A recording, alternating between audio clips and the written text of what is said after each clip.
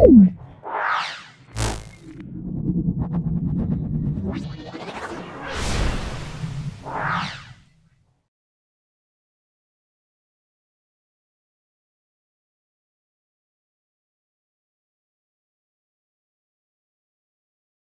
আমরা মাধ্যমিক 2025 সমস্ত 1 নাম্বার অর্থাৎ এমসিকিউ এবং ভিএসিকিউ সেগুলো বলছি, যেটা মাধ্যমিক 2025-এর জন্য অত্যন্ত ইম্পর্টেন্ট, উত্তর সহকারে তোমাদের সামনে তুলে ধরছি। খুব ভালো করে ভিডিওটা দেখো, আশা করি ভিডিও থেকে তোমরা উপকৃত হবে। যদি ভালো লাগে লাইক করবে, যারা চ্যানেলটাকে সাবস্ক্রাইব করুন যারা সাবস্ক্রাইব করে নেবে, বেল বাটনে ক্লিক করে দেবে। চলে এসো আজকের প্রথম চ্যাপ্টার, প্রত্যেকটা চ্যাপ্টার ওয়াইজ প্রশ্ন তার উত্তর ব্যাখ্যা করছি, খুব ভালো করে চলে এসো। দেখো, প্রথম চ্যাপ্টার প্রশ্ন হলো পরিবেশের ভাবনা এবং পরিবেশের ভাবনা। দেখে নাও এমসিকিউ, দেখে নাও এমসিকিউ। কোনটি ওজোন স্তরকে ক্ষতি করে না? ওজোন স্তরকে ক্ষতি করে না কার্বন ডাইঅক্সাইড, CO2। বায়ুমণ্ডলে উষ্ণতম স্তরটার নাম, বায়ুমণ্ডলের উষ্ণতম স্তরটার নাম আমরা বলি এক্সোস্ফিয়ার। নিচের কোনটি গ্রিনহাউস গ্যাস নয়? গ্রিনহাউস গ্যাস নয় অক্সিজেন। প্রদত্ত কোনটি জীবাশ্ম জ্বালানি নয়? জীবাশ্ম জ্বালানি নয়, সেটা আমরা বলবো গোবর গ্যাস। কয়লা খনিতে জমে থাকা কোন গ্যাসটিকে জ্বালানি হিসেবে ব্যবহার করা হয়? এটা আমরা বলবো মিথেন গ্যাসকে, CH4। পৃথিবীর কোন অঞ্চলে ওজোন স্তরের ক্ষয় বেশি? এটা আমরা বলবো মেরু অঞ্চলে। মনে রাখবে, মেরু অঞ্চলে ওজোন স্তরের ক্ষয় সবচেয়ে বেশি। বায়ুমণ্ডলের সর্বনিম্ন স্তর, সেটা আমরা বলবো ট্রপোস্ফিয়ার। বায়ুমণ্ডলে ওজোন গ্যাস কোন স্তরে ঘনীভূত থাকে? এটা ওজোনোস্ফিয়ার। তাপন মূল্য সবচেয়ে বেশি আছে এলপিজি, কাঠ, এলপিজি, কয়লা, ডিজেল। এলপিজি দেখো 50,000, সবচেয়ে আমরা বলবো এলপিজি। দেখতে পাচ্ছ এলপিজি 50,000। কয়লা অনেক কম আছে। তাহলে তাপন মূল্য সবচেয়ে বেশি কার? এটা হলো এলপিজি। তাপন মূল্য বেশি, সেটা এলপিজি। বায়োফুয়েলের মূল উপাদান আমরা বলবো বিউটেন। বায়োফুয়েলের মূল উপাদান বায়োফুয়েলের মেন উপাদান আমরা মিথেন বলবো। দেখো, বায়োফুয়েলের মেন উপাদান আমরা কি বলবো? মিথেন। তাহলে মিথেন, এখানে বায়োফুয়েলের মেন উপাদান আমরা অপশানে দেখবে CH4 মিথেন থাকবে। তাহলে বায়োফুয়েলের মেন উপাদান আমরা মিথেন বলবো, CH4।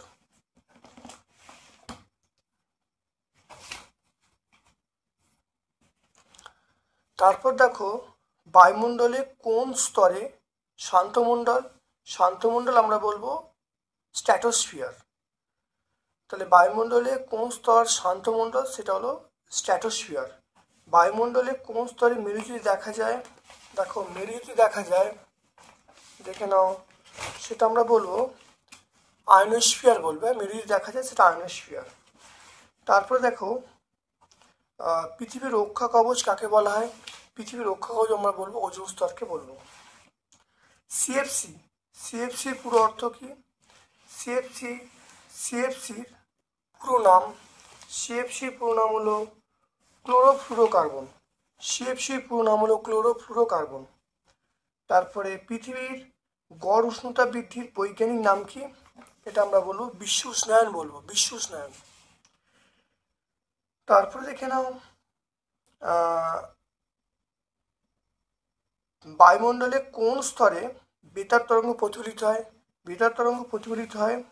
আমরা বলবো সেটা হলো আয়নোস্ফিয়ার। কয়লা, কাঠ, পেট্রোল, ইথানল কোনটা জীবাশ্ম জ্বালানি? আমরা বলবো সেটা হলো পেট্রোল। তো এখানে বলবো পেট্রোলটা হলো জীবাশ্ম জ্বালানির মধ্যে পড়ছে। স্ট্র্যাটোস্ফিয়ারে দেখে নাও, স্ট্র্যাটোস্ফিয়ারে উচ্চতা বাড়ার সঙ্গে সঙ্গে উষ্ণতা বাড়ে না কমে? অবশ্যই উষ্ণতা, স্ট্র্যাটোস্ফিয়ারে উচ্চতা বাড়ার সঙ্গে সঙ্গে উষ্ণতা বাড়ে না কমে?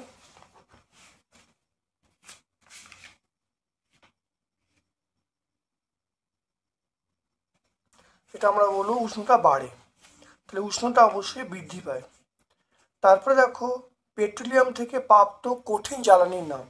পেট্রোলিয়াম থেকে প্রাপ্ত কঠিন জ্বালানির নাম আমরা বলবো মোম, এটা আমরা বলবো মোম। তারপরে দেখে নাও,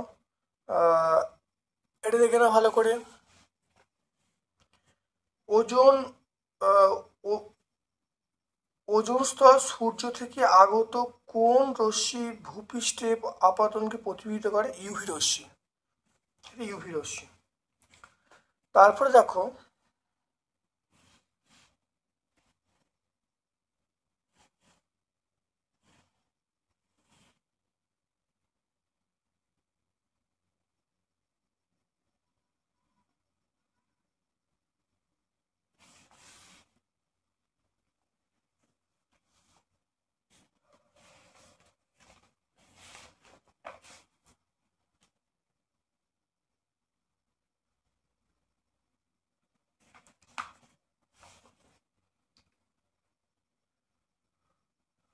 দেখো 2.1, সূর্যের অতিবেগুনি রশ্মি ড্যাশ গ্যাস দ্বারা শোষিত হয়? ওজোন গ্যাস দ্বারা। পৃথিবীর ছাতা বা প্রাকৃতিক সানস্ক্রিন নামে বায়ুমণ্ডলের ওজোন স্তর, এটা ওজোন স্তর। জেট জেট বিমান চলাচল করে, জেট বিমান চলাচল করে, এটা হলো স্ট্র্যাটোস্ফিয়ারের মধ্য দিয়ে, স্ট্র্যাটোস্ফিয়ারের মধ্য দিয়ে। খনির মধ্যে থাকা শক্ত কয়লা ড্যাশ অধিশোষিত অবস্থায় পাওয়া যায়? এটা আমরা বলবো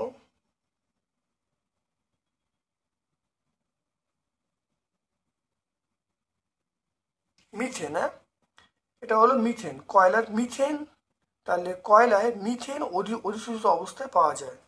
ট্রপোস্ফিয়ারের উচ্চতা বাড়ার সঙ্গে সঙ্গে উষ্ণতা, এটা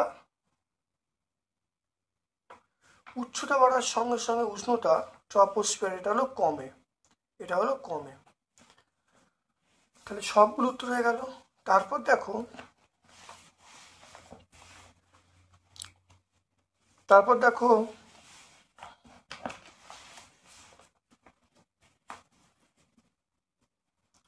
দেখে নাও বায়ুমণ্ডলের, দেখে নাও বায়ুমণ্ডলের, বায়ুমণ্ডলের ভূপৃষ্ঠ, বায়ুমণ্ডলের ভূপৃষ্ঠ থেকে উচ্চতার সঙ্গে, বায়ুমণ্ডলের ভূপৃষ্ঠ থেকে উচ্চতার সঙ্গে উষ্ণতার পরিবর্তন নিয়মিত, এটা নিয়মিত নয়, এটা অনিয়মিত, এটা মিথ্যা হবে। তারপর এটা সিএফসি, এটা মিথ্যা, দেখো মিথ্যা। সিএফসি গুলি নিষ্ক্রিয় এবং অদাহ্য পদার্থ, এটা সত্য। তারপরে সূর্য থেকে সত্য আছে, সূর্য থেকে পৃথিবীতে আসে, সূর্য থেকে তাপ পৃথিবীতে বিকিরণ পদ্ধতিতে, এটা সত্য। তারপরে বায়ু শক্তি, বায়োমাস শক্তি চিরাজ শক্তির উৎস, এটাও সত্য। ভূপৃষ্ঠ থেকে যত উপরে ওঠা যায় বায়ুর উষ্ণতা বাড়তে থাকে, এটা মিথ্যা, এটা আমরা কি বলবো? মিথ্যা। এটা হলো ভূপৃষ্ঠ থেকে যত উপরে উঠে যায় প্রথম উষ্ণতা কমে তারপরে বাড়ে, এরম আছে, তাহলে এটা মিথ্যা হবে। একটি বেগুনি রশ্মি শোষণ করে, সেটা আমরা বলবো ওজোন স্তর বলবো, এটা ওজোন স্তর বলবো। বিশ্ব উষ্ণায়ন, বিশ্ব উষ্ণায়ন, এটা আমরা বলবো 2 থেকে 4 ডিগ্রি বৃদ্ধি পাচ্ছে। সুগন্ধি স্প্রে, এটা আমরা সিএফসি বলবো।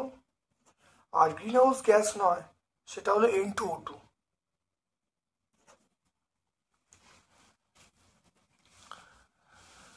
তারপরে চলে এসো, দেখো পরের অধ্যায়ে আমরা চলে আসছি, সেটা গ্যাসের আচরণ।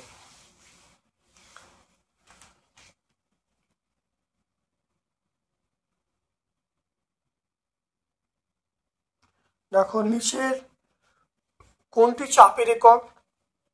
এখানে যা অপশান আছে সেটা হবে না, আমরা বলবো পাস্কেল বলবো বা নিউটন পার মিটার স্কয়ার বলবো, পাস্কেল বলবো, হ্যাঁ পাস্কেল বা নিউটন পার মিটার স্কয়ার হবে, এখানে এই অপশানগুলো নয়। পিভি সমান এনআরটি সমীকরণে কোনটা স্থির? 8টা হলো স্থির। কোনটি গ্যাস সংক্রান্ত সূত্র নয়? গ্যাস সংক্রান্ত সূত্র হবে এগুলো, এটা গ্যাস সংক্রান্ত সূত্র, কিন্তু নাম্বার ডি, দেখো V1/V2 সমান P1/V2, এটা গ্যাসের কোনো সূত্র নয়। 0 ডিগ্রি, দেখো 0 ডিগ্রি কেলভিন এর সমান সেটা হলো -273 ডিগ্রি সেন্টিগ্রেড, -273 ডিগ্রি সেন্টিগ্রেড। তাই 0 ডিগ্রি কেলভিন এটা হলো -273 ডিগ্রি সেন্টিগ্রেড। এটা আমরা বলবো এর সমান। অ্যাভোগাড্রো সূত্রে গাণিতিক রূপ হলো V/N। বয়েল সূত্রে লেখচিত্র আমরা বলবো সেটা হলো সমপরাবৃত্ত। গ্যাসে গতীয় তত্ত্বের স্বীকার্য অনুসারে কোনটা সঠিক, মানে অণুগুলোর মধ্যে কোনো আকর্ষণ বল কাজ করবে না, এটা অপশন বি। নির্দিষ্ট, দেখে নাও, নির্দিষ্ট পরিমাণে একটি গ্যাসের পরম তাপমাত্রা দ্বিগুণ এবং চাপ অর্ধেক করা হলো। নির্দিষ্ট পরিমাণ একটি গ্যাসের পরম তাপমাত্রা দ্বিগুণ করা হলো এবং চাপ অর্ধেক করা হলো, গ্যাসের আয়তন কি হবে দেখে নাও।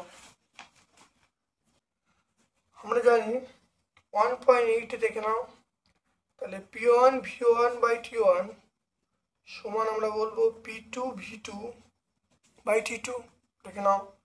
এখানে তাহলে P1V1/T1 গ্যাসের তাপমাত্রা, পরম তাপমাত্রা দ্বিগুণ মানে আমরা বলবো 2T1। গ্যাসের চাপটা কি বলেছে, অর্ধেক। চাপটা ছিল P1, অর্ধেক মানে আমরা বলবো P1/2 বলবো, এটা V2। দেখে নাও তাহলে কি হবে, তাহলে এখানে দেখে নাও, তাহলে P1 কেটে গেল, T1 কেটে গেল, তাহলে আমরা বলবো V1 সমান 1/4 V2। তাহলে V2 আমি পাচ্ছি, তাহলে V2 সমান দেখো 4 V1, তাহলে দেখো 4 গুণ হয়ে গেল। তো এটা হলো দেখো 4 গুণ। তাহলে মোলার গ্যাস ধ্রুবককে আর এর একক নয়, আর এর একক নয়। দেখে নাও আমরা আর এর এককগুলো, দেখো আর এর একক আমরা দেখো সিজিএস এটা পাই, এসআই দেখো এটা, ব্যবহারিক একক litre, ATM, mole inverse, kelvin inverse, আর এছাড়াও আরেকটা আছে calorie, mole inverse, kelvin inverse. তাহলে চলে এসো আলোচ্য প্রশ্নে। দেখো এইটা হবে না, লিটার, এটিএম থাকার কথা, এটিএম নেই, তাহলে আমরা অপশন এ বলবো। দেখো আর সমান PV/NT সমীকরণে পিভি নির্দেশ করে কার্য বা শক্তি বলতে পারি। চার্লস সূত্রে ধ্রুবক গ্যাসের ভর এবং গ্যাসের চাপ। আদর্শ, দেখে নাও, আদর্শ গ্যাসের ক্ষেত্রে লেখচিত্র সরলরৈখিক নয়, সেটা আমরা বলবো লেখচিত্র সরলরৈখিক নয় এইটা, বাকিগুলো কিন্তু সরলরৈখিক হবে, কিন্তু এই লেখচিত্রটা সরলরৈখিক হবে না, এটা সমপরাবৃত্ত হবে। চাপের একক নয়, এটা পাস্কেল চাপের একক, অ্যাটমসফিয়ার চাপের একক, টর চাপের একক, কেলভিন চাপের একক নয়। N2 গ্যাসের মোলার আয়তন কত, সেটা হলো 22.4 লিটার।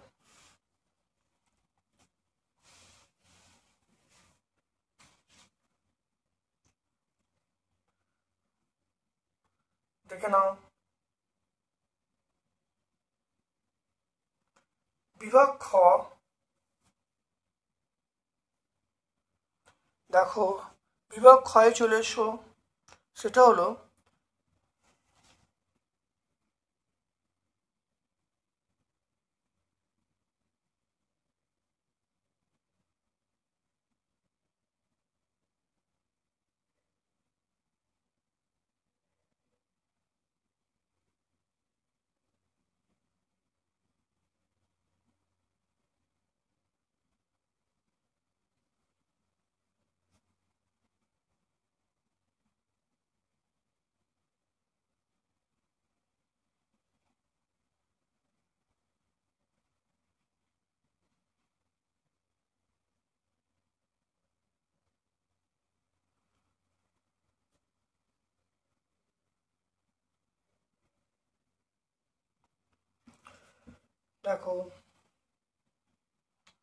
দেখে নাও 2.1-এ চলে এসো, এটা আমরা বলবো 1/273 বলবো চাপ গুণাঙ্ক। এটা প্রথম প্রশ্ন উত্তর হলো চাপ গুণাঙ্ক। দ্বিতীয় প্রশ্ন দেখো, বলা আছে বর্ষাকালে বায়ু এবং শীতকালে বায়ু কোনটা বেশি হালকা? অবশ্যই বর্ষাকালে বায়ু হালকা বেশি। বর্ষাকালে বায়ু হালকা বেশি, আমার অ্যান্সার হয় বর্ষাকালে বায়ু। তারপর দেখো খুব কম চাপে কোন গ্যাসটা বয়লের সূত্র মেনে চলে? খুব কম চাপে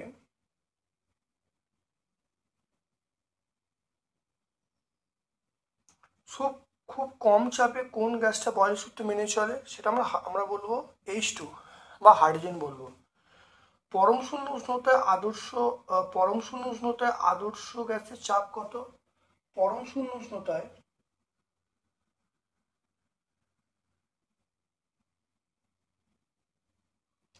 এটা পরম শূন্য আদর্শ গ্যাসের চাপ আমরা কত বলবো? 0 বলবো, হ্যাঁ। তারপর দেখো এসটিপিতে এন সংখ্যক অণু যদি ভি আয়তন অধিকার করে তবে N/2 CO2 আয়তন কত হবে?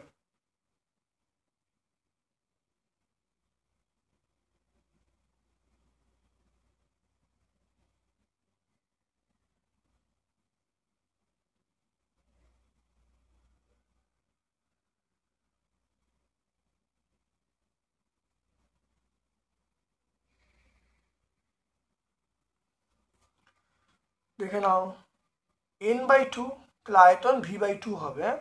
তাহলে আয়তন আমরা কত বলবো? আয়তনটা অর্ধেক হয়ে যাবে, তাহলে আয়তন আমরা বলবো V/2। তারপর দেখো পিভি সমান W/মাটি, এম এর একক কি? এম এর একক অনেকবার হয়েছে, আমরা বলবো গ্রাম পার মোল। তারপর দেখো কোন কোন কোন বিষয়ের উপর আণবিক আয়তন নির্ভরশীল? আণবিক আয়তন কোন কোন বিষয়ের উপর নির্ভরশীল? এটা চাপ এবং উষ্ণতা, মনে রাখবে, চাপ এবং উষ্ণতা। আদর্শ গ্যাসের অণুগুলির মধ্যে আকর্ষণ বলের মান 0। উষ্ণতায় দেখো, স্থির উষ্ণতায় পিভিপি লেখচিত্রে প্রকৃতি কেমন? পিভিপি লেখচিত্রের আমরা বলবো পি অক্ষের সমান্তরাল, তারপর দেখো গ্যাস আয়তন সূত্রটি কি আবিষ্কার করেছে? গ্যাস আয়তন সূত্রটি আবিষ্কার করেছে লে গেলুসাক। এটার নাম হলো লুসাক। তারপর দেখে নাও, বায়ুমণ্ডলের চাপ মাপা হয় ড্যাশ যন্ত্রের সাহায্যে। বায়ুমণ্ডলের চাপ মাপা হয়, সেটা হলো ব্যারোমিটার যন্ত্রের সাহায্যে, ব্যারোমিটার। -200 -23 ডিগ্রি সেন্টিগ্রেড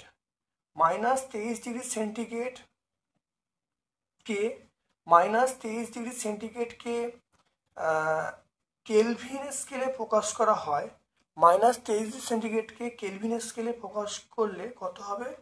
আমরা কত বলবো সেটা? 273 করলে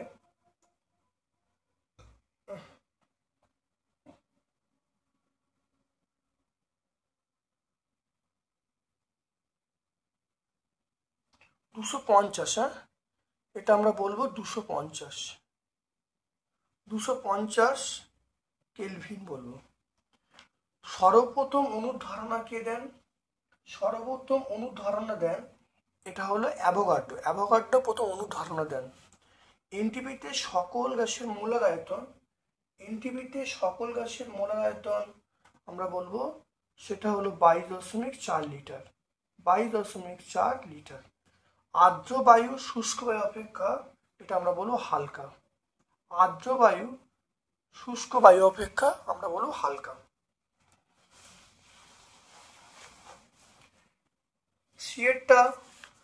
সিয়েরটা চলে এসো। দেখো একই উষ্ণতা ও চাপে সমায়তন O2 এবং N2 অণুর সংখ্যা পৃথক, এটা মিথ্যা হবে।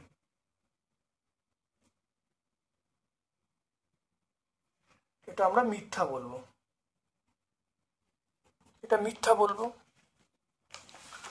2.2 ভারী গ্যাসের তুলনায় হালকা গ্যাস দ্রুত ব্যাপিত হয়।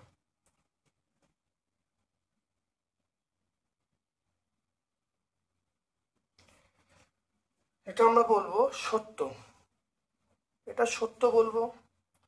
তারপরে দেখো পাস্কেল বলের একক, এটা মিথ্যা, এটা পাস্কেল বলের একক মিথ্যা হবে। তারপর দেখো গ্যাসের চাপ সমান ভর ইন্টু অভিকর্ষণ ইন্টু ক্ষেত্রফল,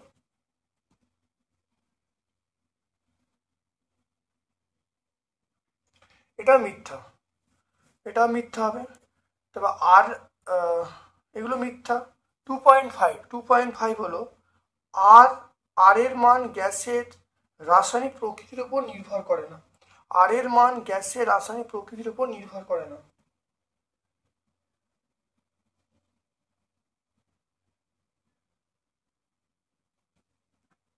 এটা হলো সত্য, তাহলে 2.4টা মিথ্যা হবে।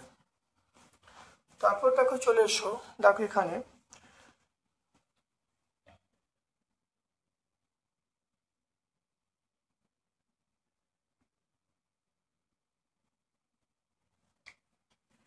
চার্লসের সূত্র প্রযোজ্য নয়, চার্লসের সূত্র প্রযোজ্য নয়, সেটা তরল এবং কঠিনের ক্ষেত্রে, এটা এক একটা। সংযুক্ত গ্যাস সূত্রের গাণিতিক রূপ,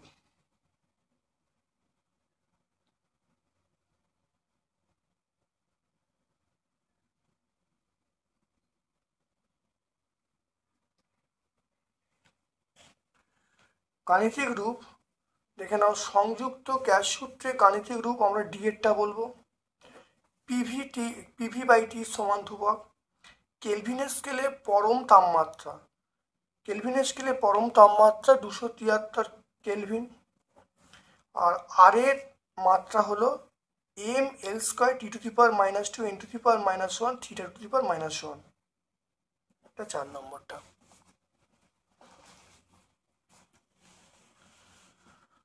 আজকে আমরা 2025 মাধ্যমিক পরীক্ষার জন্য সমস্ত 1 নম্বর প্রশ্ন সলভ করছি, খুব ভালো করে দেখবে, অত্যন্ত কার্যকারী ভিডিও। বিগত দিনে আমরা 2 এবং 3 নম্বর পাবলিশ করেছি, তোমরা ভিডিওটা দেখে নেবে।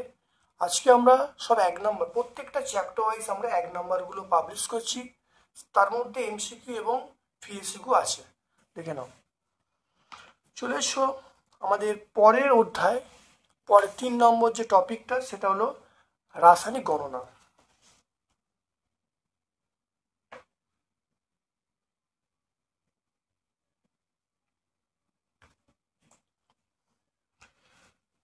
চলে এসো, দেখো রাসায়নিক পরিবর্তনের সময় কিছুটা ভর শক্তি রূপান্তরিত হয়, এই আইনস্টাইনের সূত্রটা আমরা কি বলবো, আমরা বলবো ই সমান mc², এটা বি। সিও গ্যাসের বাষ্প ঘনত্বের সঙ্গে সমান বাষ্প ঘনত্ব গ্যাসটা কি, এটা আমরা N2 বা নাইট্রোজেন বলবো। সিও গ্যাসের যা বাষ্প ঘনত্ব, সিও মানে এটা হলো সি মানে 12, আর 12 প্লাস 16 28, আর N2 এটা 28, তাহলে দেখে নাও। তারপর এনটিপিতে বাষ্প ঘনত্ব এবং প্রমাণ ঘনত্ব বাষ্প ঘনত্বের অনুপাত, এনটিপিতে প্রমাণ ঘনত্ব বাষ্প ঘনত্ব অনুপাত আমরা অপশন সি বলবো। মোলার ভর একক আমরা কি বলবো, সেটা হলো গ্রাম পার মোল, আমরা অপশন সি বলবো।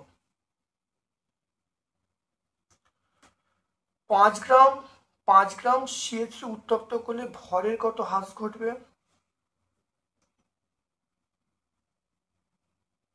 এটা আমরা সি বলবো। দেখে নাও কি করে হচ্ছে 1.5টা।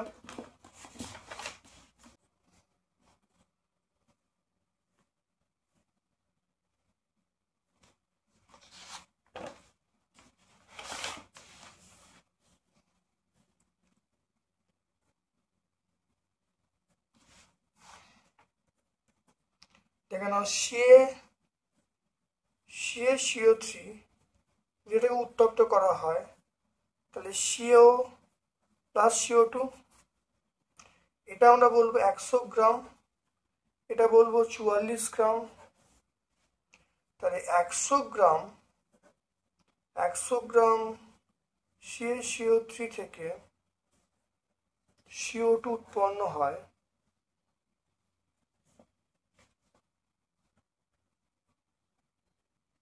44 গ্রাম। 1 গ্রাম CaCO3 থেকে CO2 উৎপন্ন হয়, চলে 44/100 গ্রাম। তারপরে দেখো 5 গ্রাম, তাহলে 44 × 5/100 গ্রাম। এটা কাটাকুটি করা হলো, এটা কত 20 হবে। এটা কাটাকুটি করলে 22/10, 22/10 মানে আমরা বলবো 2.2 গ্রাম।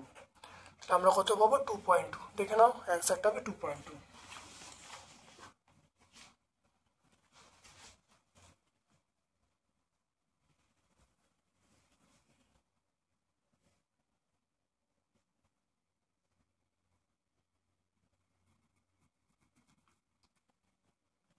তারপর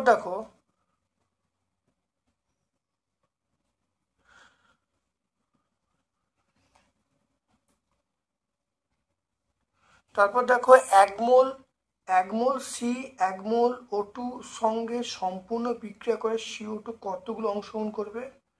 এটা আমরা 1 মোল এক মোল O2 সম্পূর্ণ বিক্রিয়া করলে CO2 উৎপন্ন হবে অ্যাভোগাড্রো সংখ্যা সেটা আমরা অপশন সি বলবে। তারপর দেখো ভর সংরক্ষণের সূত্রটি প্রতিষ্ঠা করেন। ভর সংরক্ষণের সূত্রটা কে প্রতিষ্ঠা করেন, এটা আমরা বলবো বি। ভর সূত্রটা প্রতিষ্ঠা করেন আমরা বলবো আইনস্টাইন বলবো। তারপর দেখো জিরো সেন্টিগ্রেড 1 atm চাপে 2 মোল হাইড্রোজেনের আয়তন কত। 1.8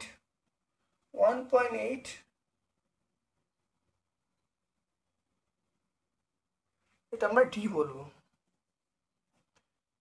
2 মোল বলতে 1 মোলে আমরা বলবো 22.4, তাহলে 1 মোলের জন্য আমরা বলবো 22.4, তাহলে 2 মোলের জন্য 22.4 ইন্টু 2 করলে 44.8 লিটার। তারপর দেখো 1.9-এ চলে দেখো 24 গ্রাম কার্বন সম্পূর্ণ দহনের ফলে যে পরিমাণ CO2 উৎপন্ন হয় STP-তে তার আয়তন কত হবে।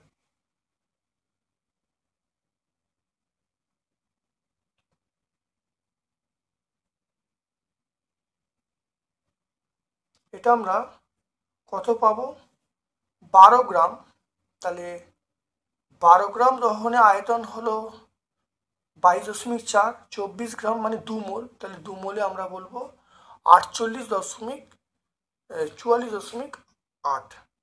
তাহলে এটা হলো 2 মোল, মানে দেখো 24 গ্রাম কার্বন মানে 2 মোল, তাহলে 2 মোলের জন্য কত হবে 2 ইন্টু আমরা বলবো 2 ইন্টু 22.4, তাহলে আমরা বলবো 44.8 লিটার। দেখে নাও।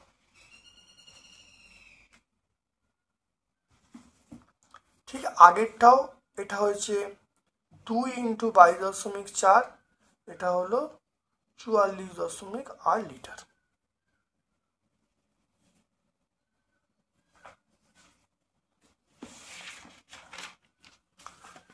তারপরে চলে এসো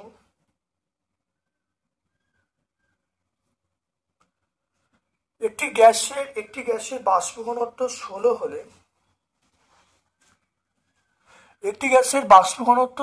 হলে গ্যাসটা কি হবে। বাষ্প ঘনত্ব 16, আমরা জানি m সমান 2d, তাহলে m এর মান 2 ইন্টু 16 মানে 32 হয়ে গেল। তাহলে 32 যদি হয় তাহলে গ্যাসটা আমরা বলবো অক্সিজেন O2।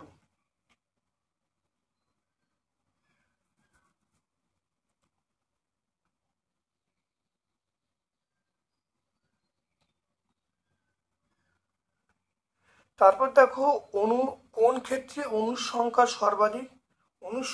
সর্বাধিক সেটা দেখে নাও। অণুর সংখ্যা সর্বাধিক সবচেয়ে যা বেশি সেটা আমরা বলবো অপশন বি।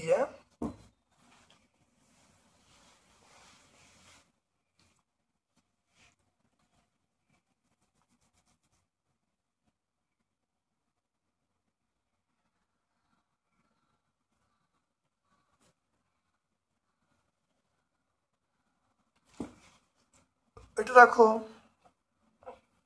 অণুর সংখ্যা সর্বাধিক,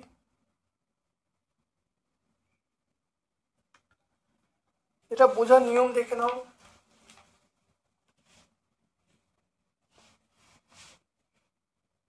তাহলে 1.12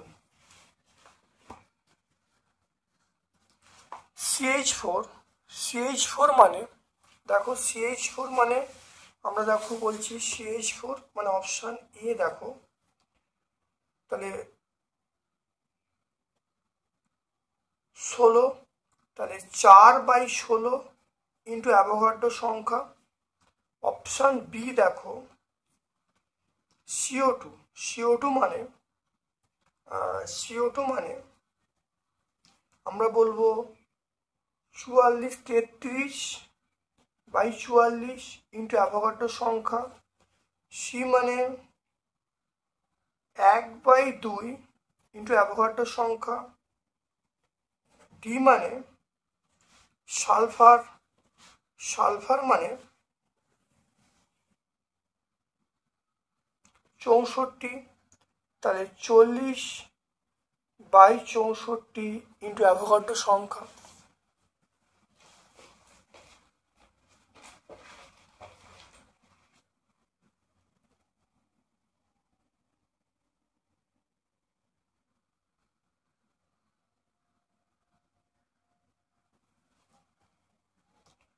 তাহলে 4/16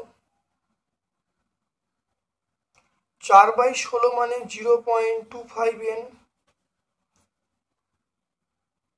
তারপর দেখো 33 ভাজিতক 44, 33 ভাজিতক 44 করলে এটা পাবো 0.75 N, এটা হলো 0.5 N, এটা 40/64,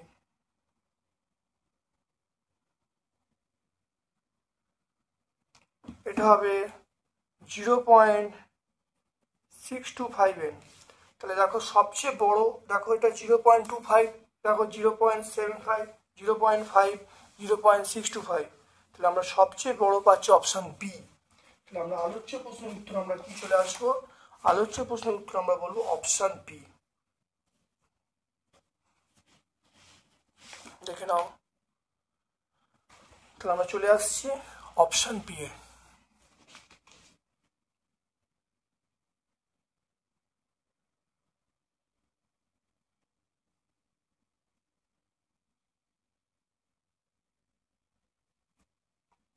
তারপর দেখো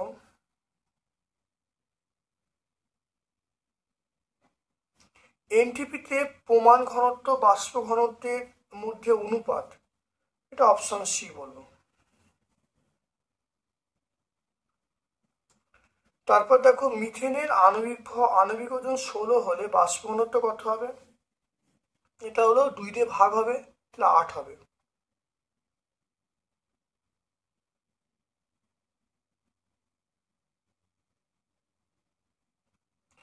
তারপর দেখো সোডিয়াম কার্বনেট যৌগে সোডিয়ামের শতকরা পরিমাণ কত, এটা অপশন বি আমরা বলবো, এটা বলবো অপশন বি, অর্থাৎ সোডিয়াম কার্বনেটের সোডিয়ামের যে শতকরা পরিমাণ 43.4%। তারপর দেখো 4 মোল H2 এবং 2 মোল O2 বিক্রিয়া করে যে স্টিম উৎপন্ন হচ্ছে, স্টিমের মোল সংখ্যা কত, এটা আমরা অপশন বি বলবো 4 মোল। কারণ দেখো একটা বিক্রিয়া আছে, বিক্রিয়া দেখো H2 প্লাস O2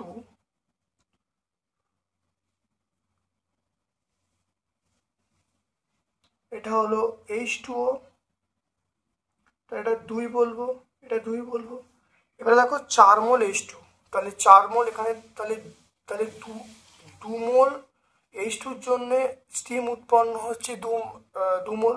দেখে নাও H2 প্লাস O2 সমান 2H2, তাহলে 2 মোল দেখো H2 পেতে, দেখো 2 মোল H2 1 মোল O2 পেতে আমরা 2 মোল H2 1 মোল O2 বিক্রিয়া করে 2 মোল স্টিম উৎপন্ন করছে।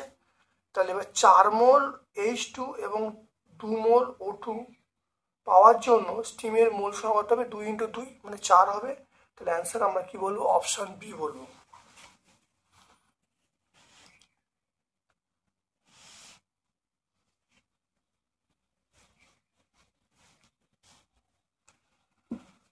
তারপরে চলে এসো, দেখো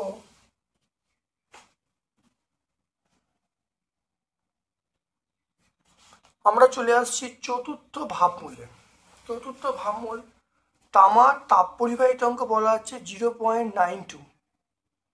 তাহলে 0.92 ক্যালোরি, সেকেন্ড ইনভার্স, সেমি ইনভার্স, ডিগ্রি ইনভার্স। তাহলে এখানে এর মান কত হবে? এটা মনে রাখতে হবে, এটা 420 দিয়ে গুণ করতে হবে।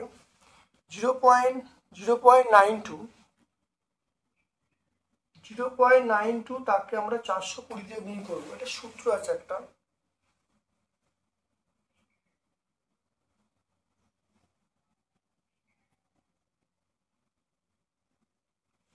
তাহলে করলে যেটা আসবে, দেখো এখানে যে অপশন আছে এটা গুণ করলে এটা 386 আসবে, এটা গুণ করলে 386 আসবে, কিন্তু নিয়ারেস্ট অপশন আমরা অপশন বি বলবো।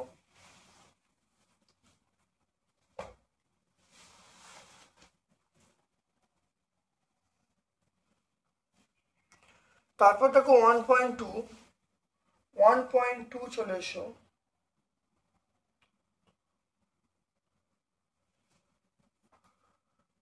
দেখো তরলপূর্ণ পাত্রকে উত্তপ্ত করলে তরলের তল, তরলপূর্ণ পাত্রকে উত্তপ্ত করে তরলের তল,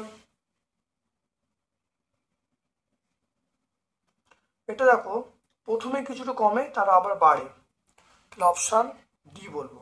কঠিনে দৈর্ঘ্য প্রসারণ গুণাঙ্ক নির্ভর করে, কঠিনে দৈর্ঘ্য প্রসারণ গুণাঙ্ক নির্ভর করে, এটা বলবো কঠিনের প্রাথমিক দৈর্ঘ্য উষ্ণতা বৃদ্ধি উপাদান অর্থাৎ সবগুলোর উপর নির্ভর করে। কোনটির তাপ পরিবাহিতাঙ্ক, কোনটির তাপ পরিবাহ সবচেয়ে কম?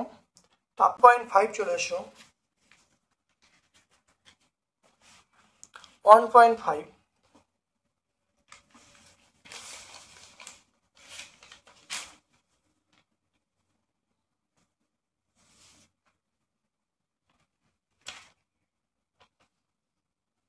পদ্ধতিতে তাপ পরিবাহিতের একক আমরা কি বলবো? অপশন সি বলবো, watt metre inverse kelvin inverse, এটা অপশন সি বলবো। সূর্য থেকে তাপ আসে, এটা হলো বিকিরণ পদ্ধতির মাধ্যমে। তারপর দেখো আপাত প্রসারণ প্রকৃত প্রসারণ গুণাঙ্কের মধ্যে কোনটা নিঃসরণ? অবশ্যই প্রকৃত প্রসারণ গুণাঙ্ক। শূন্য স্থানে তাপ পরিবাহিতার মান কত? শূন্য স্থানে তাপ মান আমরা 0 বলবো। তারপরে কোনো পরিবাহীর প্রস্থচ্ছেদ হ্রাস করলে তাপের রোধ কি হবে? তাপের অবশ্যই বৃদ্ধি পাবে, তাহলে এটা অবশ্যই 2.4 অ্যান্সার হবে, বৃদ্ধি পাবে। তারপর দেখো ধাতুর মধ্যে কিসের উপস্থিতির জন্য ধাতুর তাপের সুপরিবাহী হয়? এটা মুক্ত ইলেকট্রন, এটা বলবো মুক্ত ইলেকট্রন, তাহলে মুক্ত ইলেকট্রনের জন্য। তারপর দেখো 2.1 শূন্যস্থান পূরণ, ড্যাশ নামক সংকর উষ্ণতা বৃদ্ধির সঙ্গে প্রায় প্রসারণ হয় না, এটা আমরা ইনভার বলবো, এটার নাম হলো ইনভার। তারপরে দেখে নাও ড্যাশ ছাদযুক্ত বাষ্পীয় গরমে ঠান্ডা এবং শীতে গরম হয়, এটা আমরা খড় বলবো, খড়। তারপর দেখো প্রসারণ গুণাঙ্কের মাত্রিক সংকেত, প্রসারণ গুণাঙ্কের মাত্রিক সংকেত θ⁻⁻1। পরিবহন পদ্ধতিতে তাপ সঞ্চালন ড্যাশ পদার্থের বৈশিষ্ট্য, এটা আমরা বলবো কঠিন পদার্থের বৈশিষ্ট্য। 0 সেন্টিগ্রেড তাপমাত্রা থেকে 4 ডিগ্রি জলের প্রসারণ গুণাঙ্ক, এটা আমরা বলবো 4 ডিগ্রি থেকে 0 ডিগ্রির মধ্যে প্রসারণ গুণাঙ্ক কি হবে? তাহলে 0 থেকে 4 ডিগ্রি পর্যন্ত প্রসারণ গুণাঙ্ক কি হয়? কমে। তাহলে এটা তাহলে কি হবে? 4 থেকে 0 আসলে বাড়ে, এটা আমরা বলবো বাড়ে বা বৃদ্ধি পায়। দেখে নাও সত্য মিথ্যা বলতে বলছে, দেখে নাও চলে এসো। তরল এবং গ্যাস উভয় পদার্থের তাপমাত্রা প্রসারণ গুণাঙ্ক থাকে, এটা মিথ্যা, এটা প্রথমটা মিথ্যা। উষ্ণতা বৃদ্ধিতে বিভিন্ন পদার্থের প্রসারণ গুণাঙ্ক একই, এটা উষ্ণতা বৃদ্ধিতে প্রায় বিভিন্ন গ্যাসের প্রসারণ প্রায় একই, এটা আমরা সত্য বলবো।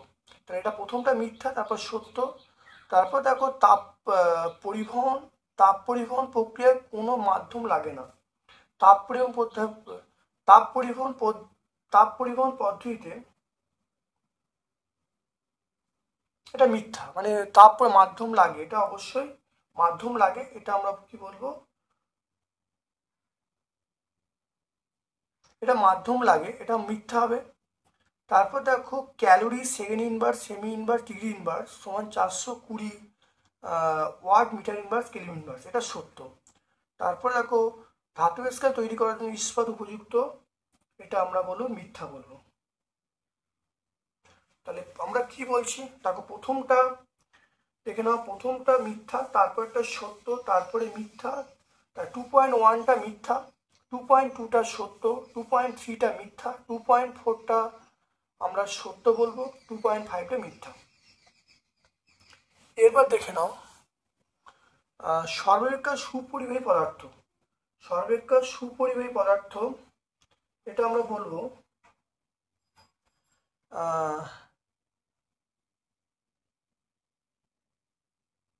সর্বাপেক্ষা সুপরিবাহী পদার্থ,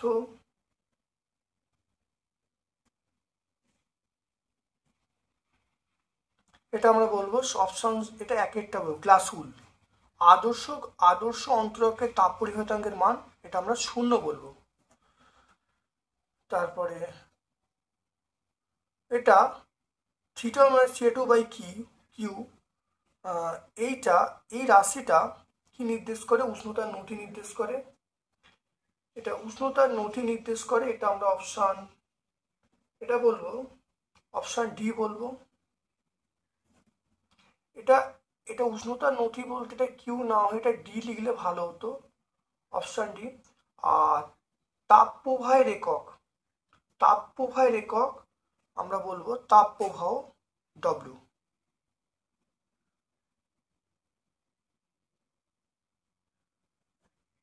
তাপ প্রবাহের একক আমরা কি বলবো, ডব্লিউ বলবো।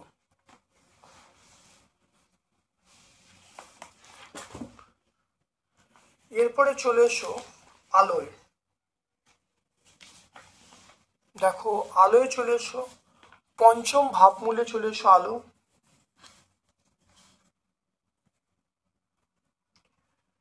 সমতল দর্পণে গঠিত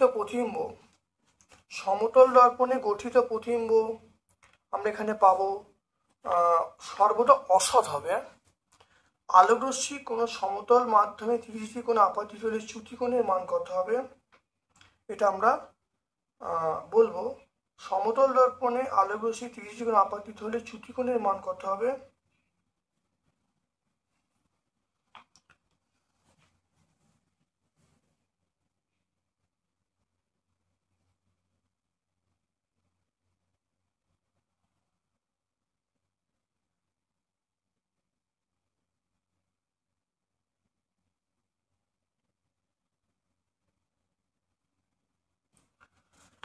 এটা মনে রাখতে হবে।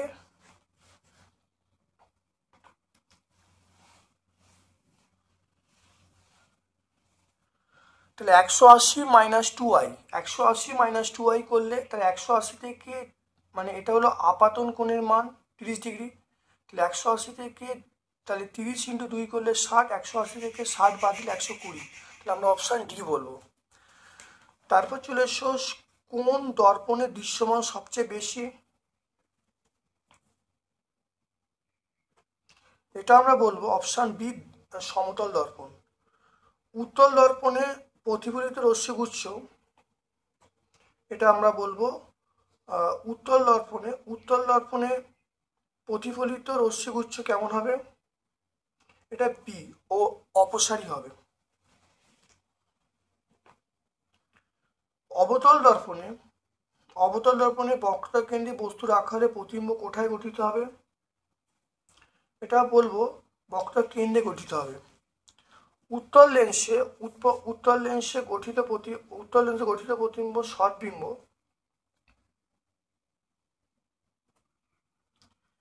এটা আমরা বলবো সর্বদা অবশীর্ষ, সৎবিম্বের সঙ্গে অবশীর্ষ হবে। দাড়ি কামানোর জন্য মুখের অবস্থান, দাড়ি কামানোর জন্য অবতল দর্পণের সামনে মুখের অবস্থান কোথায় হবে? এটা আমরা বলো মেরুতে হবে। তারপর দেখো কাঁচের স্ল্যাবে আপাতিত রশ্মি এবং নির্গম রশ্মির মধ্যবর্তী কোণ কত?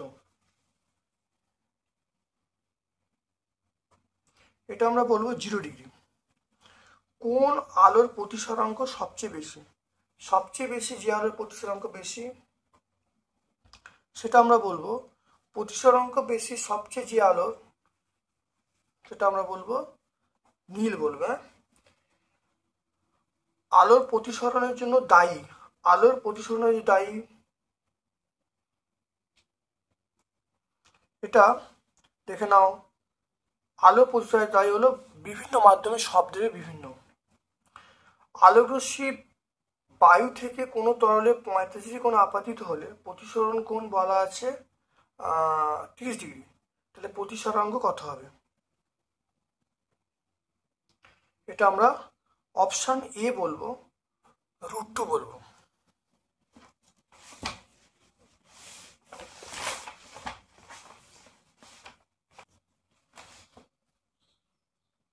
তাহলে এখানে আয়ের মান বলা আছে 45 ডিগ্রি, আর আর এর মান বলা আছে 30 ডিগ্রি। আমরা জানি মিউ সমান সাইন আই, মানে sine 45 degree by sine 30 degree.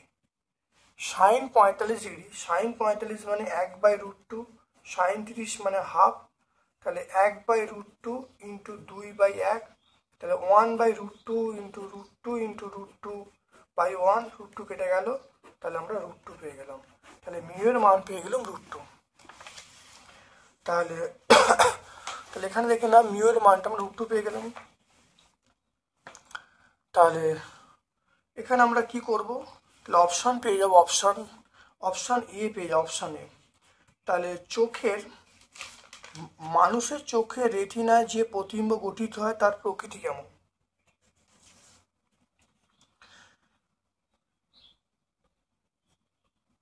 এটা হলো মানুষের চোখে রেটিনায় যে প্রতিবিম্ব গঠিত হয় সেটা আমরা বলবো অপশান বি বলবো, সৎ এবং অবশিষ্ট বলবো।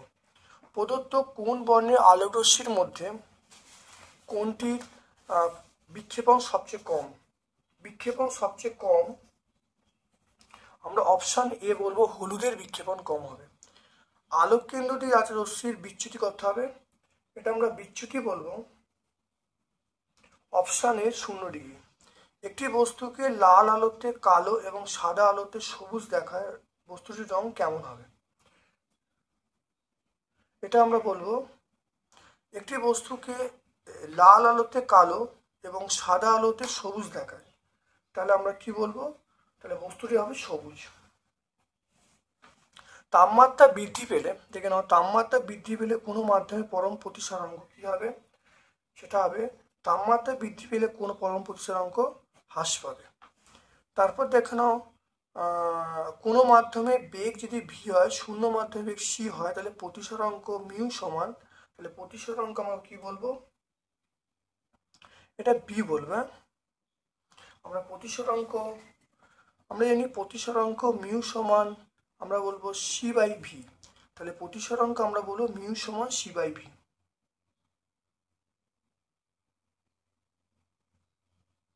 তাহলে আমরা অপশান এ বলবো, অপশান এ। তাহলে সি সমান মিউ ভি, এই অপশানটা পাবো। ঘন দেখে নাও, ঘন মাধ্যমে আপাতন কোণ সংকট কোণের সমান হলে, ঘন মাধ্যমে আপাতন কোণ সংকট কোণের সমান হলে এটা সি, এটা হলো প্রতিসরণ কোণ আমরা বলবো 90 ডিগ্রি হবে। প্রতিসরাঙ্ক সবচেয়ে বেশি কার? প্রতিসরাঙ্ক সবচেয়ে বেশি আমরা সি বলবো, হীরকের সবচেয়ে বেশি। ন্যূনতম চ্যুতির অবস্থানে রাখা বস্তুর শর্ত কোনটা? এটা অপশান এ হবে, I1 সমান I2, I1 সমান I2 এবং R1 সমান R2। এখানে দেখো I1 সমান I2 আছে, মনে রাখবে কন্ডিশন দুটো হয়, I1 সমান R2 এবং R1 সমান R2। যদি অপশানে R1 সমান R2 থাকে তাহলে সেটাও হবে। ন্যূনতম চ্যুতি শর্ত নয়। আচ্ছা, ন্যূনতম চ্যুতির শর্ত নয়। আচ্ছা, ন্যূনতম চ্যুতির শর্তগুলো হলো I1 সমান I2, R1 সমান R2। শর্ত নয় যেটা, সেটা আমরা বলবো অপশান সি বলবো। আর এইটা অপশান সি বলবো, শর্ত নয়। তারপর দেখে নাও, পিজমে কোন বর্ণের চ্যুতি সবচেয়ে বেশি হবে? এটা আমরা নীলের চ্যুতি সবচেয়ে বেশি হবে। তাহলে একটি লাল রঙের একটি লাল রঙের গোলাপকে নীল, দেখে নাও, একটি লাল রঙের গোলাপকে নীল ফিল্টারের মধ্যে রাখলে, দেখলে কেমন হবে? এটা আমরা বলবো কালো হবে। স্বাভাবিক চক্ষে দূরবিন্দুর অবস্থান, এটা আমরা বলবো, এটা আমরা অসীম বলবো। দীর্ঘদৃষ্টি দূর করার জন্য আমরা কি লেন্স ব্যবহার করি? এটা আমরা দৃঢ়দৃষ্টির জন্য আমরা উত্তল লেন্স ব্যবহার করি। আমরা যখন দেখি তখন রেটিনাতে বস্তুর প্রতিবিম্ব গঠিত হয়, সেটা কেমন? এটা আমরা বলবো সৎ এবং অবশিষ্ট। √2 প্রতিসরাঙ্কে 360 ডিগ্রি কোণ বিশিষ্ট প্রিজমের ন্যূনতম চ্যুতি কোণের মান কত হবে?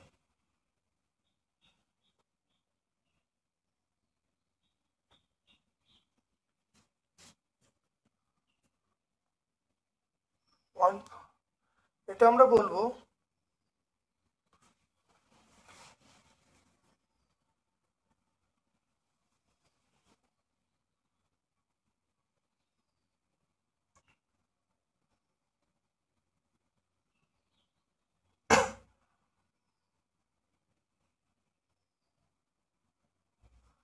√2 প্রতিসরাঙ্কে 360 কোণ বিশিষ্ট একটি প্রিজমে,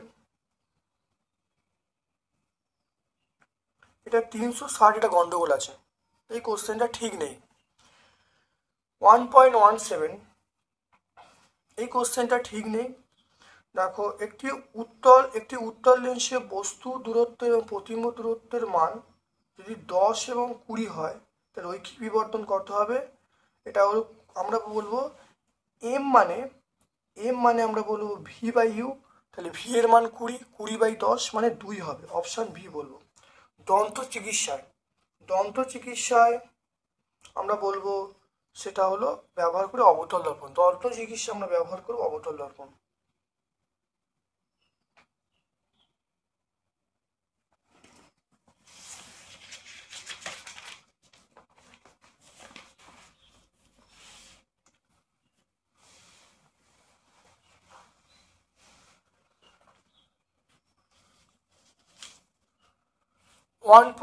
দেখো, লঘু আলো, দেখে নাও, লঘু মাধ্যম হতে ঘন মাধ্যমের দিকে তীর্যকভাবে আপাতিত হলে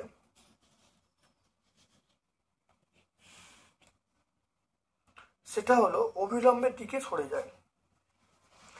লঘু মাধ্যমে যখন ঘন মাধ্যমে যায় তখন অবিলম্বের দিকে সরে যায়। ফোকাস দৈর্ঘ্য বিশিষ্ট অবতল লেন্সে কোথায় বস্তু রাখলে প্রতিবিম্ব বস্তুর অবস্থানে তৈরি হবে? এটা আমরা বলবো 2F-এ। 2F-এ রাখলে প্রতিবিম্ব আকার বস্তুর আকার সমান হবে, তাহলে অ্যান্সার হবে 2F। এরপর দেখো, চলে এসো, সমান্তরাল কাঁচফলকে প্রতিসরণের ফলে আলোকরশ্মির চ্যুতি কত হবে? চ্যুতি আমরা বলবো 0 ডিগ্রি হবে। তারপর দেখে নাও, সরল ক্যামেরায় বর্ধিত প্রতিবিম্ব কেমন হবে? সৎবিম্ব হবে। হ্যাঁ, আমরা সৎবিম্ব বলবো, এটা সৎবিম্ব, তাহলে সৎবিম্ব হবে। তারপর দেখো, প্রতিসরণের ফলে আলোর বেগ এবং তরঙ্গের কোনটা পরিবর্তন ঘটে না? কম্পাঙ্ক মানে এনটা পরিবর্তন ঘটে না। দৃশ্যমান বর্ণালীতে কোন বর্ণের তরঙ্গ সবচেয়ে কম? এটা আমরা বলবো বেগুনির মধ্যে সবচেয়ে কম দেখা যায় বেগুনি। তারপর দেখো, আলোকরশ্মি সংকট কোণে আপাতিত হলে প্রতিসরণ কোণের মান কত হবে? প্রতিসরণ কোণের মান আমরা বলবো 90 ডিগ্রি হবে। প্রতিসরণ কোণ কত হবে? 90 ডিগ্রি হবে। তার স্পষ্ট দর্শনের ন্যূনতম দূরত্ব কত? এটা আমরা বলবো 25 সেন্টিমিটার। আলোর বিচ্ছুরণের প্রাকৃতিক উদাহরণ আমরা বলবো রামধনু বলবো, রামধনু বা রংধনু এটা বলবো। প্রিজমের মধ্য দিয়ে আলো পাঠালে কি বিচ্ছুরণ হয়? প্রিজমের মধ্য দিয়ে আলো পাঠালে বিচ্ছুরিত হবে। সংকট কোণের মান কি বর্ণের উপর নির্ভর করে? হ্যাঁ, নির্ভর করে। মরুভূমি মরীচিকা কোন প্রতিবিম্ব? মরুভূমি মরীচিকা আমরা বলবো, সেটা বলবো মরুভূমি মরীচিকা। মরুভূমি মরীচিকা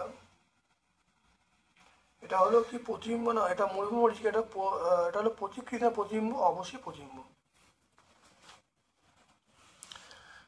এরপর দেখো শূন্যস্থান পূরণ দেখে নাও। শূন্যস্থান পূরণ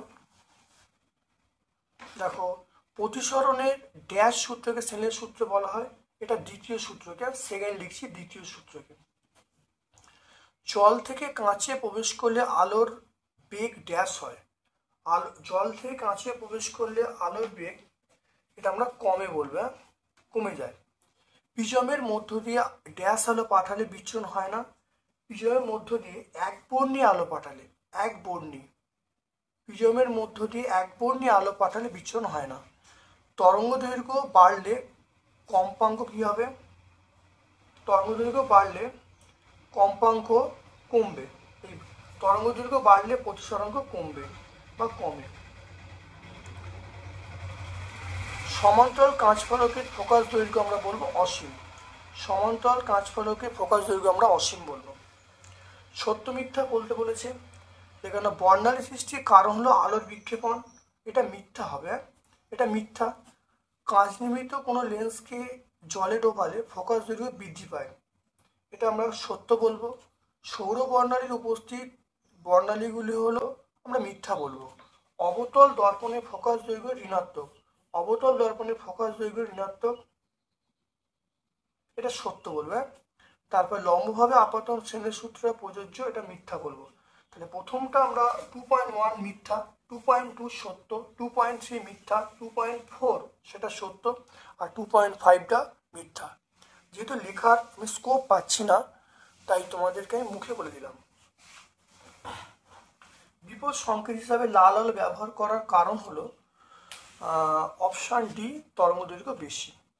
প্রতিসরণের সময় চ্যুতি সর্বোচ্চ হলে আপাতন কোণের মান, আপাতন কোণের মান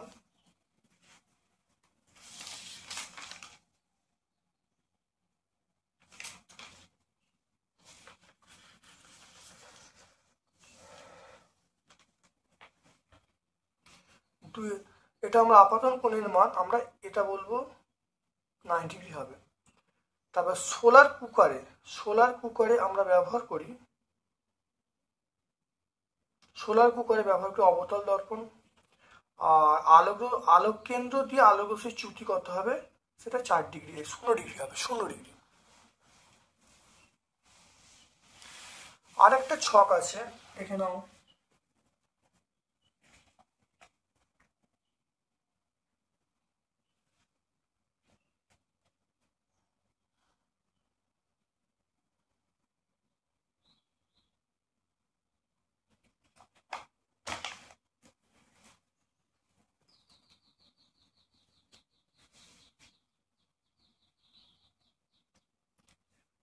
দেখে নাও, গোলীয় দর্পণের মুখ্য প্রকাশ এটা আমরা বলবো একটা হয়। কম প্রতিসরাঙ্ক বিশিষ্ট আলোকরশ্মি হলো, এটা আমরা লাল বলবো। অক্ষি লেন্স একটি, এটা হলো অক্ষি লেন্স হলো উভুত্তর লেন্স। ক্যামেরায় গঠিত প্রতিবিম্ব সদ অবশীর্ষ, এটা 4। তাহলে সদ অবশীর্ষ হয়ে গেল। দেখে নাও, তাহলে সবগুলো উত্তর এখানে হয়ে গেল। সূত্রের গাণিতিক রূপটি হলো,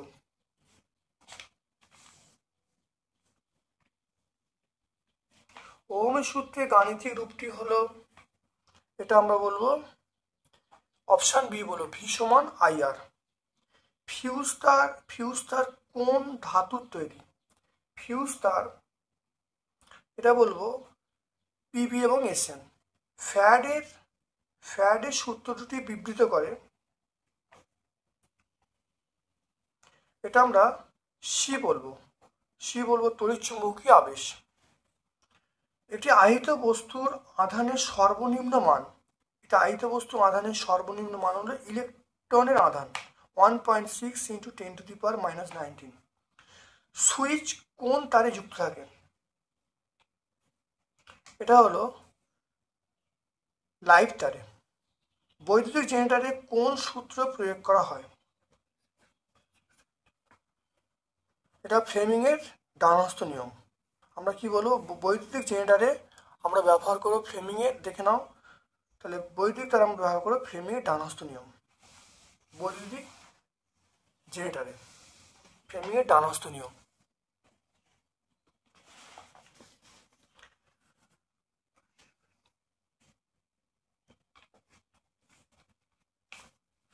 দেখে নাও, লেঞ্জের সূত্র থেকে জানতে পারা যায়, সেটা আমরা বলবো সেটা হলো অপশন সি, আবিষ্ট তড়িৎ প্রবাহ। রাসায়নিক শক্তি তড়িৎ রূপান্তরিত করে, এটা আমরা বলবো তড়িৎ কোষ। তড়িৎ শক্তির ব্যবহারিক একক, তড়িৎ শক্তির ব্যবহারিক একক আমরা বলবো সেটা হলো এ, বিওটি বলবো। এক বিওটি মানে আমরা অপশন বি বলবো 1 কিলোওয়াট আওয়ার। এক বিওটি মানে 1 কিলোওয়াট আওয়ার। নিচের কোনটি রোধ তাপমাত্রা বৃদ্ধির সঙ্গে কমে? সেটা হলো জার্মেনিয়াম। 1.12 1 ভোল্ট সমান এটা সি বলবো। তড়িৎচালক বল এসআই একক আমরা কি বলবো? ভোল্ট বলবো। পরিবাহীর দৈর্ঘ্য যদি দ্বিগুণ করা হয় রোধাঙ্ক কি হবে? এটা মনে রাখবে, একই থাকে, কারণ পরিবাহীর দৈর্ঘ্য বাড়ালে কমালে পরিবাহীর রোধাঙ্কের কোনো পরিবর্তন হয় না। ওহমীয় ভিআই লেখচিত্র কেমন হবে? ভিআই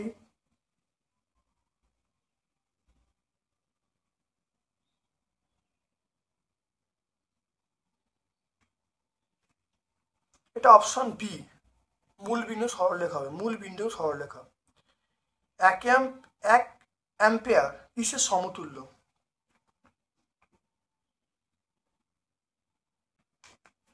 এটা হলো 1 coulomb per second, option C বলবো। রোধের অনন্যককে আমরা কি বলবো? পরিবাহিতা বলবো। 1.8। তারপর দেখে নাও, কোনো পরিবাহীর বিভব প্রভেদ 3 গুণ করলে উৎপন্ন তাপ কত গুণ হবে? বিভব প্রভেদ 3 গুণ করলে উৎপন্ন তাপ, এটা আমরা কি বলবো? তাই 9 গুণ হবে। হ্যাঁ, তাহলে 3 স্কোয়ার 9 গুণ হবে। 10 ওহম রোধ বিশিষ্ট তারকে 10% বাড়ানো হলো, বর্তমান রোধ কত হবে? এটা আমরা বলবো 20। একটা সূত্র জানি, R2/R1 সমান আমরা বলবো L2/L1 তার হোল স্কোয়ার। এখানে দেখো রোধ কত, মানে তারের দৈর্ঘ্য, তাহলে 110 হবে। 110 L1/100, এটা আমরা L1 বলবো, তার হোল স্কোয়ার। এটা কাটাকুটি হলো, করলে দেখ কত আসছে, তাহলে দেখে নাও, তাহলে 11/10 তার স্কোয়ার। তাহলে 11/10 মানে আমি এখানে করছি R2 - R1 এর মান কত? R1 এর মান অবশ্যই এখানে কত আছে? 10 আছে। R1 এর মান আমরা কত? 10 বলবো। এটা কেটে গেল, তাহলে এটা 12.1। তাহলে R2 এর মান আমরা পেয়ে গেলাম 12.1 ওহম। তাহলে এটা কোনটা অপশন পাবো? দেখে নাও, অপশন সি পাবো।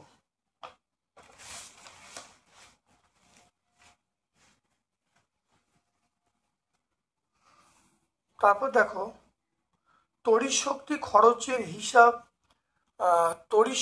দেখে নাও, তড়িৎ শক্তি খরচের হিসাব কোনটির বেশি সাশ্রয়কারী?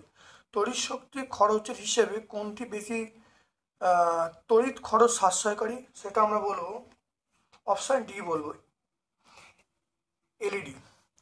পরের প্রশ্ন ছিল, জুলের সূত্রে গাণিতিক রূপটি হলো সেটা আমরা বলবো অপশান এ বলবে। জুলের সূত্রে H সমান I square RT by G।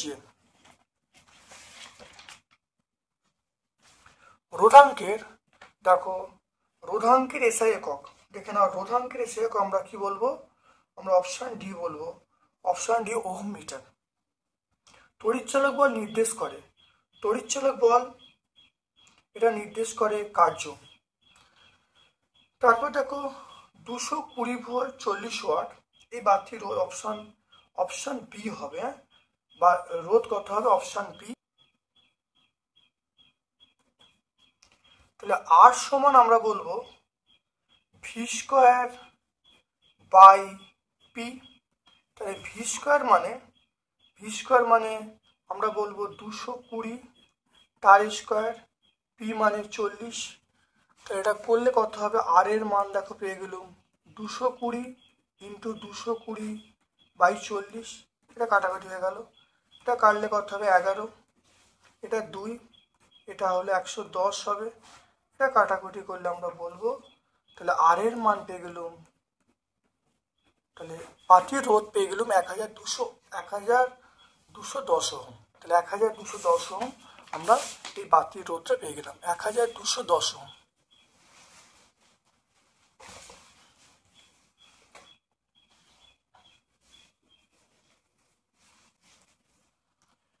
এরপর দেখো বাল্যচক্র দেখে নাও। এইগুলোই মুখে বলছি, তোমরা ভালো করে শুনে নেবে। দেখে নাও, বাল্যচক্রের কার্যনীতি কোন সূত্রের থেকে ব্যাখ্যা করা যায়? বাল্যচক্রের কার্যনীতি আমরা বলবো ফ্লেমিংয়ের বামহস্ত নিয়ম। সুইচ কি কাজে লাগে? বর্তনী সংযোগ এবং বিচ্ছিন্ন করতে, বর্তনীকে সংযোগ করতে এবং বিচ্ছিন্ন করতে। তারপরে দেখে নাও লাইভ তারের বর্ণ আমরা লাল বলবো, ফিউজ তার বর্তনীর সঙ্গে শ্রেণী সমবায় যুক্ত। 2.5 দেখো বৈদ্যুতিক মোটরের শক্তির পরিবর্তন লেখো। এটা মনে রাখবে, তড়িৎ শক্তি আনতে বৈদ্যুতিক মোটর আমরা তড়িৎ শক্তি প্রয়োগ করে যান্ত্রিক শক্তি পাবো। তাহলে তড়িৎ শক্তি থেকে যান্ত্রিক শক্তি। বাল্যচক্রে শক্তির পরিবর্তন কি হবে? বাল্যচক্রে আমরা তড়িৎ দেবো, যান্ত্রিক পাবো। তাহলে দুটোই, তাহলে এখানে আমরা বলবো যে বৈদ্যুতিক মোটর এবং বাল্যচক্র দুটোই আমরা বলবো যে তড়িৎ শক্তি থেকে যান্ত্রিক শক্তি। তারপর এমসিবি মানে মিনিয়েচার সার্কিট ব্রেকার। দেখো এই ফুল ফর্মটা এখানে লিখছি। দেখো 2.7 এর উত্তরটা দেখো এখানে লিখছি। দেখো miniature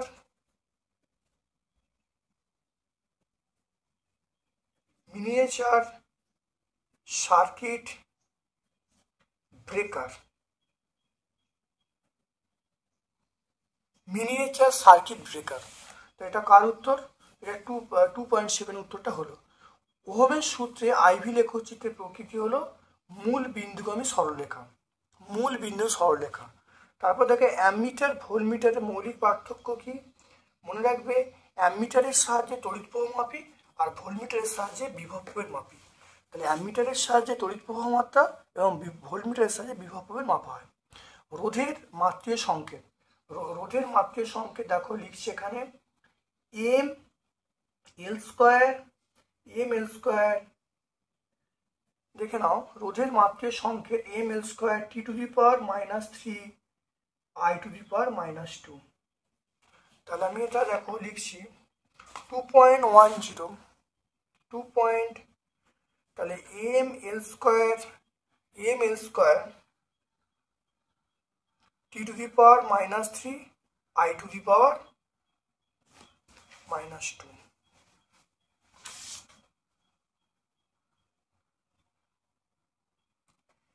M L square T to the power -3 I to the power -2। তারপরে দেখো এটা দেখো 2.11 100 ভোল্ট 100 ওয়াট 220 ভোল্ট এবং 60 ওয়াট 220 ভোল্ট কার রোধ বেশি হবে? মনে রাখবে, রোধটা বেশি হবে এই 60। কারণ মনে রাখবে যে আর প্রপোর্শনাল 1/p, মানে যার ক্ষমতা বেশি তার রোধটা কম, যার ক্ষমতা কম তার রোধটা বেশি। লেখা থাকবে ক্ষমতা কম তাহলে ক্ষমতা কম হওয়ার জন্য এর রোধটা বেশি হবে, তাহলে আমরা বলবো 60 ওয়াট। 60 ওয়াট বাতির রোধটা কি হবে? অবশ্যই বেশি হবে। তাহলে অ্যান্সার হলো 60 ওয়াট। 2.1-এ চলে এসো। দেখো বদ্ধ কুণ্ডলীর সঙ্গে জড়িত চৌম্বক প্রবাহ স্থির থাকলে আবিষ্কৃত হবে না। এটা স্থির থাকলে, এটা বলবো স্থির থাকলে তড়িৎচালক বল আবিষ্কার হবে না। ওয়াট, তারপর দেখো ওয়াট ঘন্টা সমান আমরা বলবো 3600 জুল, 3600 জুল, 3600 জুল। আবেশ সংক্রান্ত ড্যাশ শক্তি সংরক্ষণ সূত্র, আবেশ সংক্রান্ত লেঞ্জের সূত্র, এটা বলবো লেঞ্জের সূত্র, এটা লেঞ্জের সূত্র। তারপর দেখো ভোল্টমিটারকে বর্তনীর ড্যাশ সমবায়ে, এটা আমরা বলবো সমান্তর সমবায়ে। ভোল্টমিটারকে বর্তনীর সমান্তর সমযুক্ত করলে পরিবর্তনশীল ড্যাশ চুম্বক সৃষ্টি করে, পরিবর্তনশীল তড়িৎ ক্ষেত্র, আমরা বলবো তড়িৎ ক্ষেত্র। পরিবর্তনশীল তড়িৎ ক্ষেত্র চুম্বক প্রবাহ সৃষ্টি করে। এরপর দেখো সত্য মিথ্যা বলতে বলেছে। ডায়নামো নিয়ম আসলে ফ্লেমিংয়ের ডানহস্ত নিয়ম মেনে চলে।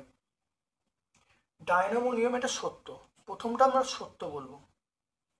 তারপর দেখো হিটারের তারের গলনাঙ্ক বেশি, রোধও বেশি, এটাও সত্য, তাহলে দুয়েরটা আমরা সত্য বলবো। তিনেরটা দেখো অতি পরিবাহিতা রোধ সংকট তাপমাত্রা অসীম হয়, এটা মিথ্যা, এটা আমরা মিথ্যা বলবো। 2.3টা এটা মিথ্যা বলবো। তারপর এটা তাহলে 2.3 মিথ্যা। 2.4 উষ্ণতা বাড়লে ধাতব পরে রোধ, উষ্ণতা বাড়লে ধাতব পরে পরিবাহিতা বাড়ে, তাহলে এটা আমরা মিথ্যা। তাই 2.3 এবং 2.4 দুটোই মিথ্যা। এলইডির উপাদান মূলত গ্যালিয়াম অর্ধপরিবাহী, গ্যালিয়াম অর্ধপরিবাহী এটা সত্য।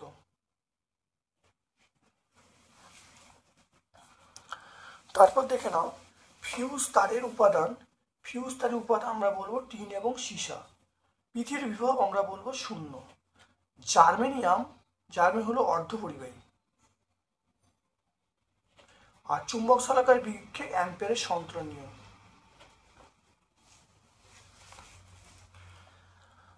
দেখো আরেকটা ছক আছে, খুব ভালো দেখে নাও। বিওটি দেখে নাও, এক বিওটি মানে আমরা বলবো 1 কিলোওয়াট আওয়ার, তাহলে এটা 1 বলবো। সমপ্রবাহে কম্পাঙ্কের মান এটা 0 হার্জ।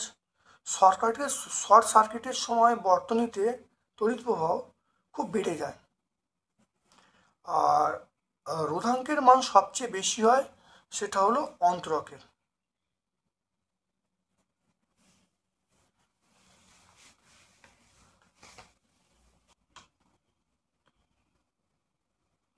তারপর দেখো পরমাণু নিউক্লিয়াস দেখে নাও।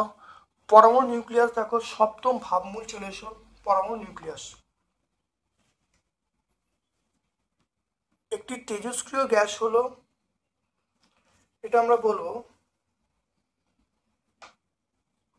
রেডন বলবো। একটি তেজস্ক্রিয় গ্যাস হলো রেডন। তেজস্ক্রিয়তে একটি নিউক্লিয় ঘটনা, অপশন সি বলবো। তারপর দেখো একটি কোনটির আধান ধনাত্মক, আলফার আধান ধনাত্মক, আলফার ধনাত্মক, বিটা ঋণাত্মক, গামা নিস্তরী। আর এসআই পদ্ধতিতে তেজস্ক্রিয়তে একক, তেজস্ক্রিয় একক আমরা বলবো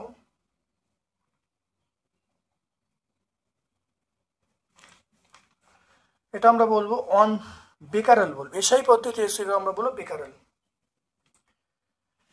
নিচের কোনটি আলফা বিটা গামা আয়নয়ের ক্ষমতার সঠিক ক্রম আমরা বলবো আলফা বিটা গামা, প্রথম সবচেয়ে বেশি আলফা, তারপরে বিটা, তারপরে গামা, তাহলে আমরা বলবো সঠিক ক্রম হলো অপশান এ। তেজস্ক্রিয় পরমাণু থেকে বিটা অণুর উৎপন্ন পরমাণুর ভর সংখ্যা বাড়ে, পারমাণু সংখ্যা বাড়ে, ভর সংখ্যা কমে, পারমাণু একই থাকে। বিটা যখন বাড়ে, বিটা সংখ্যা বের হয়, তাহলে আমরা কি বলবো পারমাণুর সংখ্যা বৃদ্ধি পায়।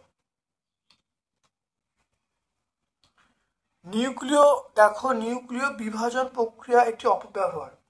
নিউক্লিয় বিভাজন প্রক্রিয়া একটি অপব্যবহার বলতে বলছে। পরমাণু বোমা বিস্ফোরণ, তাহলে আমরা বলবো পরমাণু বোমা বিস্ফোরণ। 2.2 নিউক্লিয় সংযোগ নিউক্লিয় বিভাজনের মধ্যে কার শক্তি উদ্ভব বেশি ঘটে? এটা নিউক্লিয় সংযোজন বলবে, হ্যাঁ, তাহলে নিউক্লিয় সংযোজনে বেশি হবে। তারপরে দেখে নাও 2.3 এখান থেকে এটা আলফা কণা দুটো বিটা কণা বেরোলে মূল পরমাণুর সঙ্গে সম্পর্ক কী হবে? পরস্পর আইসোটোপ হবে, হ্যাঁ, এটা আমরা কি বলবো? আইসোটোপ। 2.4 দেখে নাও নিউক্লিয় বিভাজন এবং নিউক্লিয় সংযোগের মধ্যে কোনটা পরিবেশ দূষণ ঘটায়? নিউক্লিয় বিভাজন, হ্যাঁ, সংযোগ নয়, নিউক্লিয় বিভাজন পরিবেশ দূষণ ঘটায়।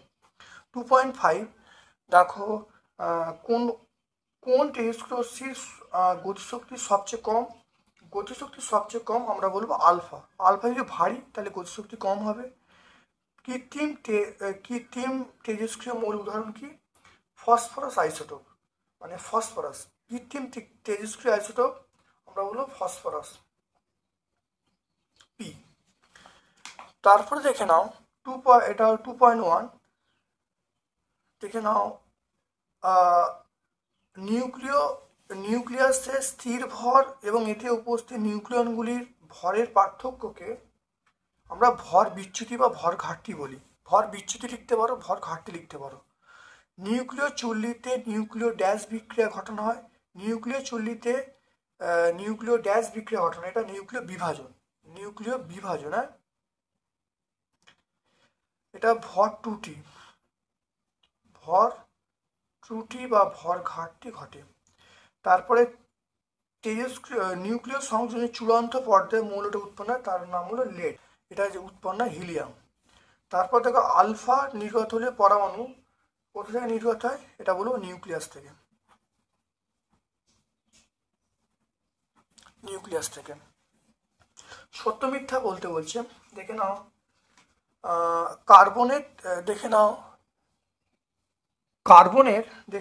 কার্বনের তেজস্ক্রিয় আইসোটোপ হলো C14। কার্বনের তেজ, এটা সত্য আমরা বলবো, সত্য। তেজস্ক্রিয় মৌলের খনিতে হিলিয়াম পাওয়া যায়, এটাও সত্য। নিউক্লিয় বিভাজনের দ্রুতগতির সম্পন্ন নিউট্রন কণা ব্যবহার হয়, সেটা মিথ্যা। প্রতিটি আলফা কণার ভর 4 একক, এটা সত্য। নিউক্লিয় দেখে নাও সংযোজন বিক্রিয়ার প্রয়োজন এটা হলো অধিক তাপমাত্রা।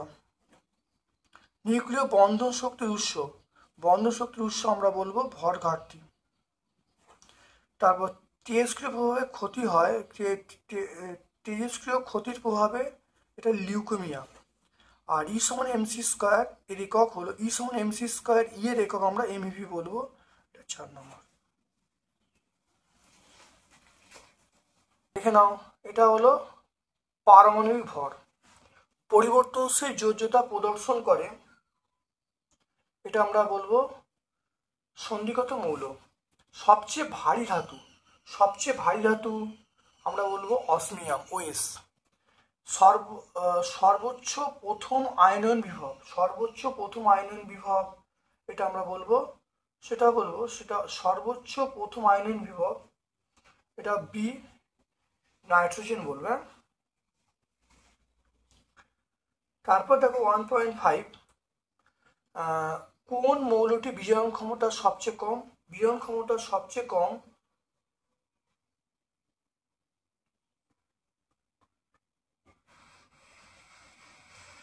এটা আমরা লিথিয়াম বলবো।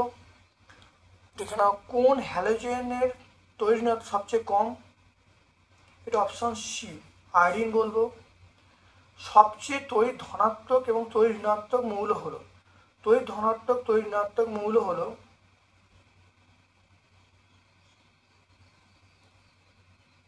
এটা আমরা ধনাত্মক হলো CS আর ঋণাত্মক হলো F।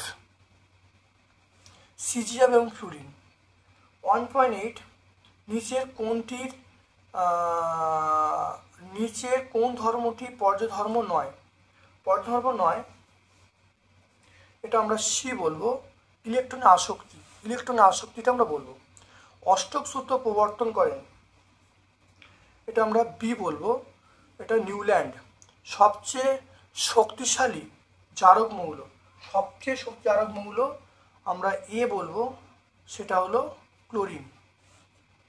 দীর্ঘ পর্যায়তে শ্রেণীর সংখ্যা, শ্রেণীর সংখ্যা আমরা 18টা বলবো। একাধিক যোজ্যতা দেখা যায়, এটা আমরা ক্ষারীয় মৃত্তিকা ধাতুর বলবো। কোন মৌল ইলেকট্রন আসক্তি শূন্য? ইলেকট্রন আসক্তি শূন্য, এটা নিয়ন। সাধারণ নিষ্ক্রিয় মৌলগুলো, অর্থাৎ সাধারণ অবস্থায় তরল কঠিন, এগুলো দেখা, সাধারণ অবস্থায় তরল কঠিন হ্যালোজেন, তরল কঠিন হ্যালোজেন আমরা কি বলবো? এটা সি বলবো, ব্রোমিন আয়োডিন। পর্যায়তের সবচেয়ে ছোট পর্যায় হলো, এটা আমরা সি বলবো, প্রথম পর্যায়। আধুনিক পর্যায় সূত্রের ধারণা দেন,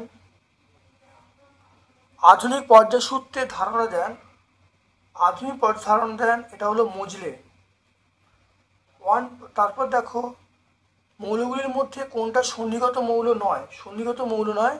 সেটা হলো সিএ, ক্যালসিয়াম সন্নিগত মৌল নয়।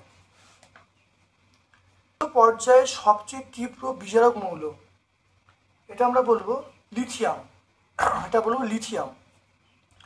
ক্রমবর্ধমান সাজতে বলছে, এটা প্রথমে আমরা বলবো আয়োডিন বলবো, তারপরে আমরা ব্রোমিন বলবো, তারপরে সিএল, তারপরে এফ।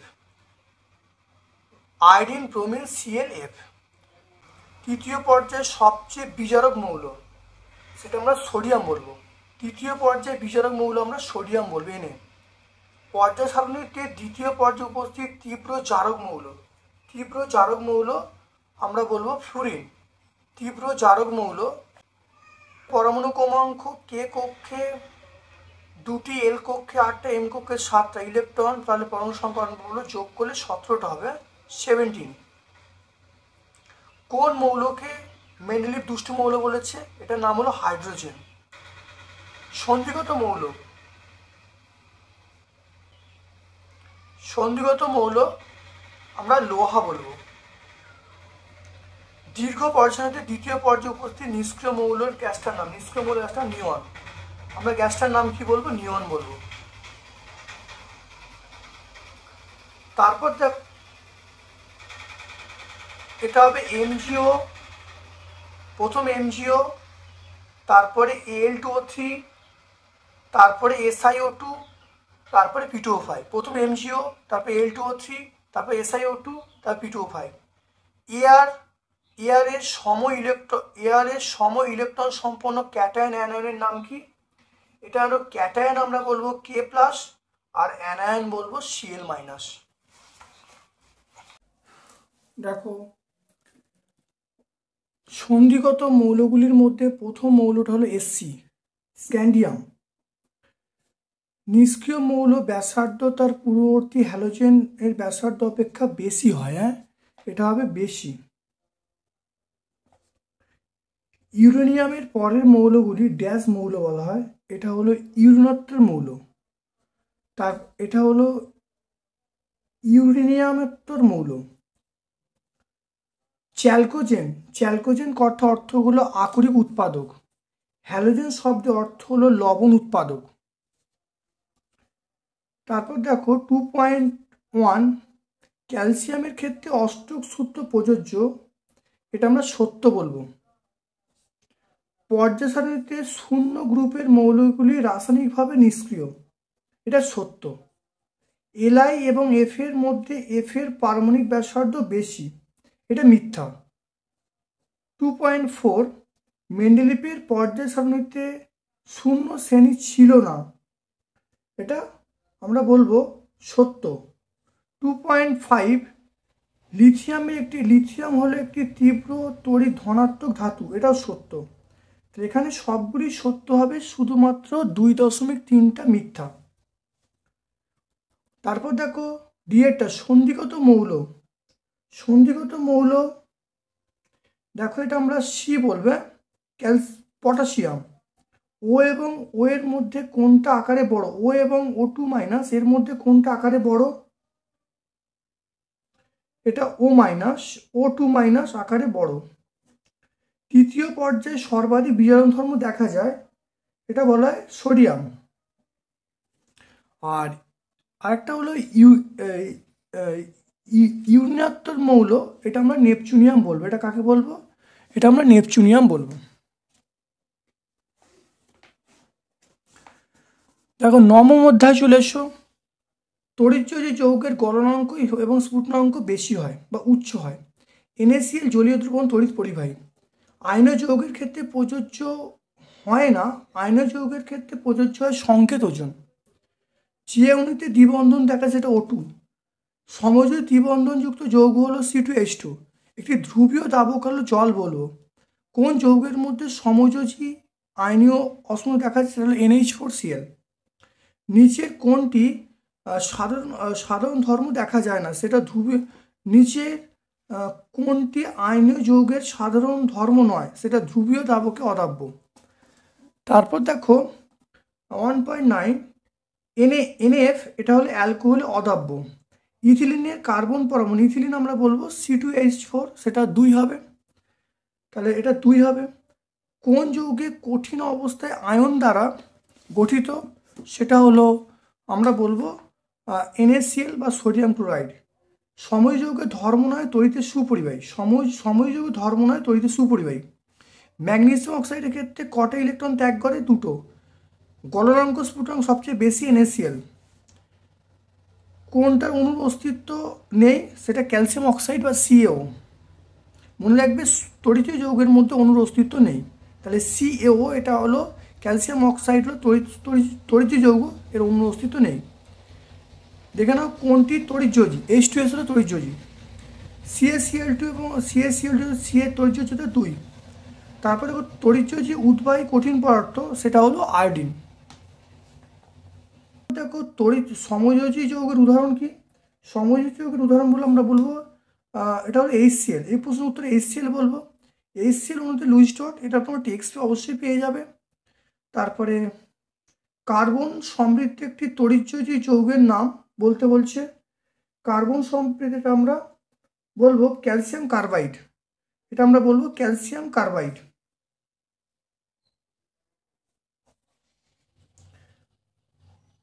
হাইড্রোজেন ক্লোরাইড অণুতে কোন ধরনের বন্ধন দেখা যায়?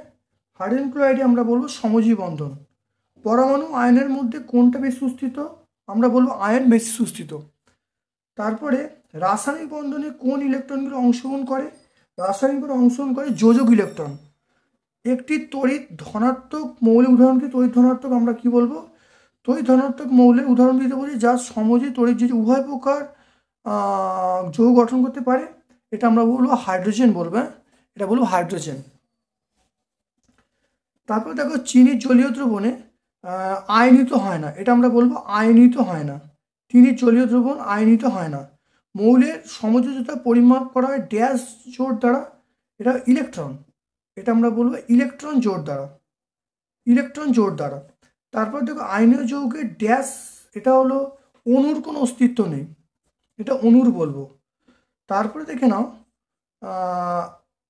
রাসায়নিক বন্ধন প্রকৃতপক্ষে এটা ড্যাশ, এটা হলো আকর্ষণ বল। এটা আকর্ষণ বল তোমরা লিখবে 2.4 আকর্ষণ বল। উচ্চ গলনাঙ্ক বিশিষ্ট এই সমযোজী যৌগের নাম, সেটা আমরা কি বলবো? আমরা হিরে বলবো। তাহলে উচ্চ গলনাঙ্ক বিশিষ্ট একটা সমযোজীর নাম আমরা হিরে বলবো। সত্য মিথ্যা বলতে বলেছে। দেখো CCl4 বেঞ্জিনে দাব্য, এটা সত্য। তারপরে দেখানো CH4 যৌগে কেন্দ্রীয় পরমাণুর 8টি ইলেকট্রন আছে, এটা মিথ্যা। 2.3 দৈনন্দিন জীবনে ব্যবহৃত একটি তড়িৎ যৌগ হলো জল, এটা আমরা কি বলবো? দৈনন্দিন জীবনে একটি ব্যবহৃত তড়িৎ যৌগ, এটা আমরা সময় যৌগ হলো জল, তাহলে এটা মিথ্যা। K এবং K+ এর মধ্যে K+ বেশি সুস্থিত, এটা আমরা সত্য বলবো। তারপরে দেখো 2.5 CaCl2 এর ক্ষেত্রে সংকেত ভর প্রযোজ্য, এটা সত্য।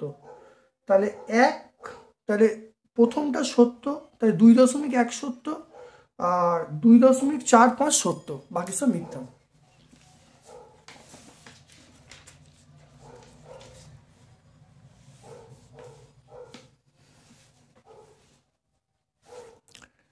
চলে এসো এরপরে দেখো 10ম অধ্যায়।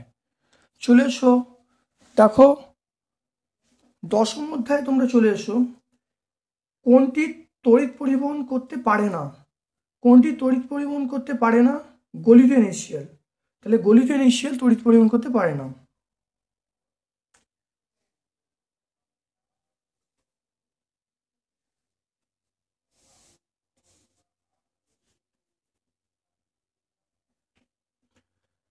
তাহলে কোনটি তড়িৎ পরিবহন করতে পারে? দেখো কোনটি তড়িৎ পরিবহন করতে পারে, এটা আমরা বলবো গলিত ইনিশিয়াল তড়িৎ পরিবহন করতে পারে। তারপর দেখো তড়িৎ তড়িৎ বিশ্লেষ্য পদার্থ হলো অ্যাসিড মিশ্রিত জল। তীব্র তড়িৎ বিশ্লেষ্য এটা NaOH। রূপোর চামচে সোনার প্রলেপ দিতে হলে অ্যানোডে আমরা AU বলবো, রূপো। গ্যালভানাইজেশন পদ্ধতিতে লোহার উপরে জিঙ্কের প্রলেপ দেওয়া হয়। তারপর দেখে নাও জলে তড়িৎ বিশ্লেষণে ক্যাথোডে হারিন উৎপন্ন হয়। জলে তড়িৎ বিশ্লেষণ এক প্রকার জারণ বিজারণ প্রক্রিয়া। তড়িৎ বিশ্লেষণ এক প্রকার জারণ বিজারণ প্রক্রিয়া। তড়িৎ বিশ্লেষণে পরিবহনের ন্যূনতম তড়িৎ পরিবহনের ক্ষমতা ন্যূনতম, এটা KCl এর দ্রবণ। গলিত NaCl এর মধ্যে সমপ্রবাহ তড়িৎ পরিবহন করে ক্যাটায়ন আয়ন উৎপন্ন করে। জলের তড়িৎ বিশ্লেষণে যদি ক্যাথোডে 22.4 লিটার গ্যাস উৎপন্ন হয়, তাহলে অ্যানোডে হবে অর্ধেক, মানে 11.2। তড়িৎ বিশ্লেষণে ক্যাথোডে ক্যাটায়নকে ইলেকট্রন প্রদান করে। লোহার চাবিতে তামার প্রলেপ দিতে হলে আমরা ক্যাথোড হিসাবে লোহার দ্রব্যকে ব্যবহার করব। যে পাত্রে তড়িৎ বিশ্লেষণ করা হয় তার নাম হলো ভোল্টামিটার। গ্যালভানাইজেশন পদ্ধতিতে লোহার ওপর জিঙ্কের প্রলেপ দেওয়া হয়। তারপর দেখো জলে তড়িৎ বিশ্লেষণের ফলে উৎপন্ন H2 এবং O2 এর ভরের অনুপাত আমরা বলবো 1:8।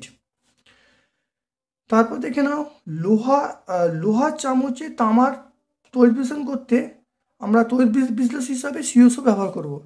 টিনের প্রলেপনে তড়িৎ বিশ্লেষক হিসাবে SnCl2 ব্যবহার করব। কোনটি অ্যানোডে জারিত হওয়ার প্রবণতা বেশি? OH-।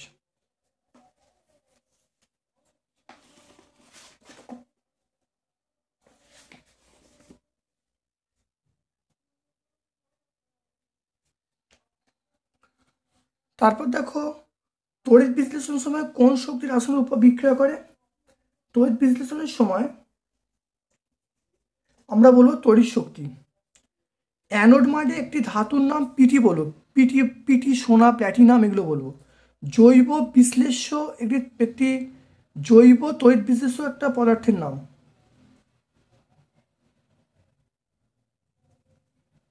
এটা বলবো অ্যাসিটিক অ্যাসিড, এটার নাম হলো অ্যাসিটিক অ্যাসিড।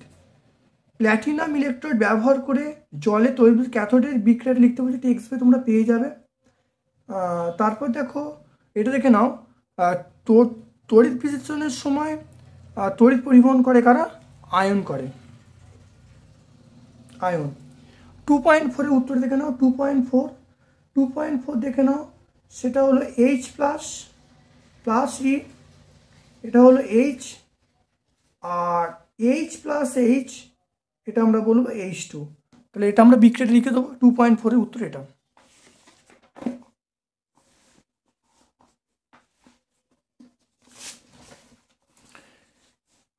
এরপর দেখো 11 অধ্যায় চলে এসো। দেখো লেড অ্যাসিডের দ্রবণে সিক্ত ব্লোটিং পেপার H2S গ্যাস সংস্পর্শে কালো বর্ণ ধারণ করে। হিমায়ক রূপে আমরা ব্যবহার করি তরল NH3।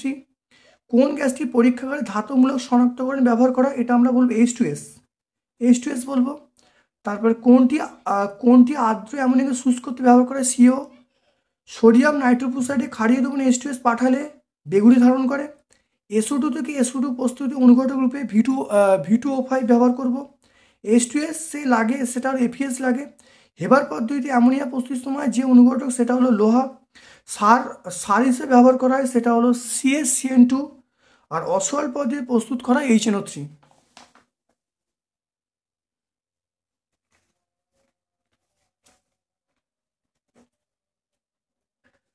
তারপরে দেখে নাও এখানে চলে এসো 2-এর দাগে চলে এসো। দেখো আম্লিক কপার সালফেটের জলীয় দ্রবণ H2S পাঠালে দ্রবণের অধক্ষেপ কিরূপ হবে? অধক্ষেপটা কালো হবে, প্রথমটা কালো। 2.2 কিউবিক অক্সাইডের উপর দিয়ে অ্যামোনিয়ার বাষ্প পাঠালে বর্ণের কি পরিবর্তন হবে, এটাও কালো, তাহলে দুটো পরপর উত্তর কালো হবে।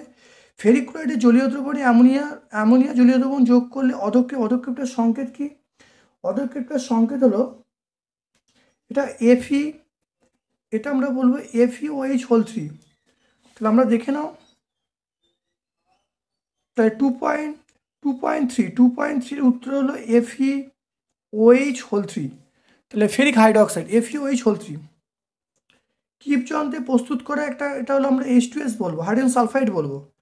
নাইট্রোজেন একটা জৈব সারের নাম, এটা ইউরিয়া বলবো। লাইকার অ্যামোনিয়ার পরিমাণ কত? লাইকার অ্যামোনিয়ার পরিমাণ আমরা বলবো 35%।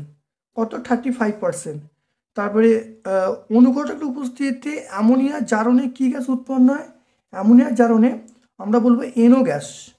তারপরে রাসায়নিক পরীক্ষাগারে লবণে ধাতবমূলক শনাক্ত করতে আমরা কি বলবো? H2S গ্যাসকে ব্যবহার করবো, H2S।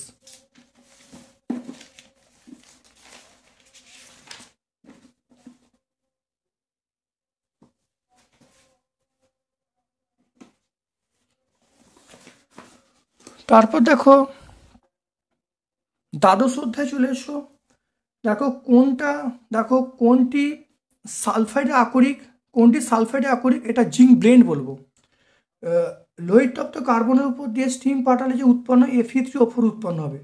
থার্মিট পদ্ধতি বিজারক হিসেবে আমরা অ্যালুমিনিয়াম ব্যবহার করব। তারপর দেখো কোন ধাতু সংকরে অ্যালুমিনিয়াম থাকে, এটা আমরা বলবো ডুরালুমিন। স্টেনলেস স্টিলের উপাদান হলো FeCr। ডুরালুমিনের ব্যবহার দেখে নাও, ডুরালুমিনের ব্যবহার হলো উড়োজাহাজের বডি তৈরিতে। কপার সালফেট দ্রবণে লোহার দ্রবণ পাঠালে এটা কি বর্ণ হবে? নীল। এটা উত্তর হবে নীল। 2.2টা হলো নীল। তামার উপর সবুজ বর্ণের যে আস্তরণ পড়ে সেটি কি? সেটির নাম হলো ক্ষারীয় কপার কার্বনেট। এটার নাম হলো ক্ষারীয় কপার কার্বনেট। জার্মান সিলভারে সবচেয়ে বেশি কে থাকে? জার্মান সিলভারে সবচেয়ে বেশি কপার থাকে, 2.4 কপার। জিঙ্ক ছাড়া একটি ধাতুর মরচে নিবারক। জিঙ্ক ছাড়া কোন ধাতুর পোলে মরচে নিবারক? এটা আমরা বলবো টিন। এটা আমরা টিন বলবো। তারপর দেখে নাও সব পারস্যঙ্করী ধাতু সংকর। আকরিক থেকে ধাতু নিষ্কাশন একটি বিজারণ পদ্ধতি। শুষ্ক খাবার প্যাকিং করতে ড্যাশ ধাতু প্রয়োজন, এটা হলো অ্যালুমিনিয়াম। তারপরে দেখে নাও কার্বন বিজারণ পদ্ধতিতে জিঙ্কের রাসায়নিকভাবে বিক্রিয়া লিখতে বলছে, এটা দেখো 2.4 এর উত্তরটা দেখো, এটা আমরা বলবো 2.4 ZnO প্লাস সি, সেটা আমরা বলবো Zn প্লাস CO। এটা আমরা কত বলবো? 2.4 এর উত্তরটা দেখে নাও, 2.4 এর উত্তরটা। তারপর 2.5 দেখো চলে এসো, কার্বন বিজারণ পদ্ধতিতে বিজারণ হিসেবে আমরা ব্যবহার করব কোক। এটা ব্যবহার করব কোক বা সি ব্যবহার করব। তারপর দেখো জলের পাইপ রেলিং তৈরিতে আমরা ব্যবহার করি, সেটা কি বলবো? জলের পাইপ রেলিং তৈরিতে আমরা ব্যবহার করি, এটা আমরা কাস্ট আয়রন। স্টেনলেস স্টিল হলো আমরা ডিএটটা বলবো। ইনভারে উপস্থিত, ইনভারে আমরা বলবো আয়রন। আর ব্রোঞ্জ হলো মেডেল।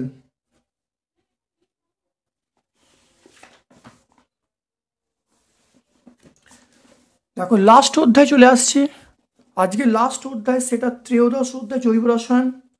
একই সমগণীয় শ্রেণীর পরপর দুটি সমগণের মধ্যে আণবিক সংকেতের পার্থক্য CH2। ইথানলের নিউট্রনে উৎপন্ন যৌগটা হলো ইথিলিন। তারপরে কোনটি অসম্পৃক্ত যৌগ? সেটা C2H4। কোনটি অ্যালডিহাইডের কার্যকারী? সেটা CHO। প্রচুর সংখ্যক জৈব অ্যাসিড প্রাপ্তির কারণ হলো কার্বনের যেমন এটা আমরা বলবো সেটা কার্বনের ক্যাটিয়নের ধর্ম এবং কার্বনের সমবায়তা, তাহলে B এবং C দুটোই। ইথাইল অ্যালকোহল এবং ডাইমিথাইল ইথারের মধ্যে যে সমপ্রভাব দেখা যায় সেটা কি? সেটা কার্যকারী মূলক। মিথেন যৌগে কার্বনের সমযোজ্যতা, কার্বনের যোজ্যতা হলো 4। মিথেন যৌগে কার্বনের সমযোজ্যতা, মিথেনের যৌগে কার্বনের যোজ্যতা আমরা 4 বলবো। হাইড্রোকার্বনের যে দুটো উপাদান বর্তমান সেটা হলো C এবং H। অ্যালকিন হলো CnH2n+, CnH2n+1।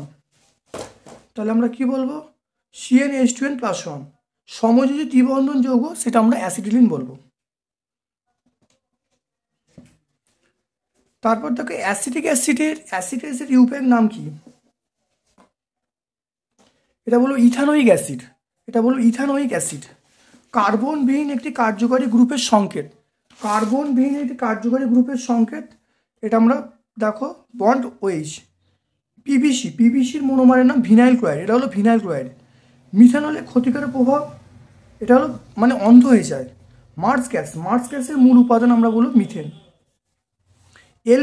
এলপিজির যেটা হলো যৌগের নাম হলো C2H5SH, এর নাম হলো ইথাইল মার্ক্যাপট্যান।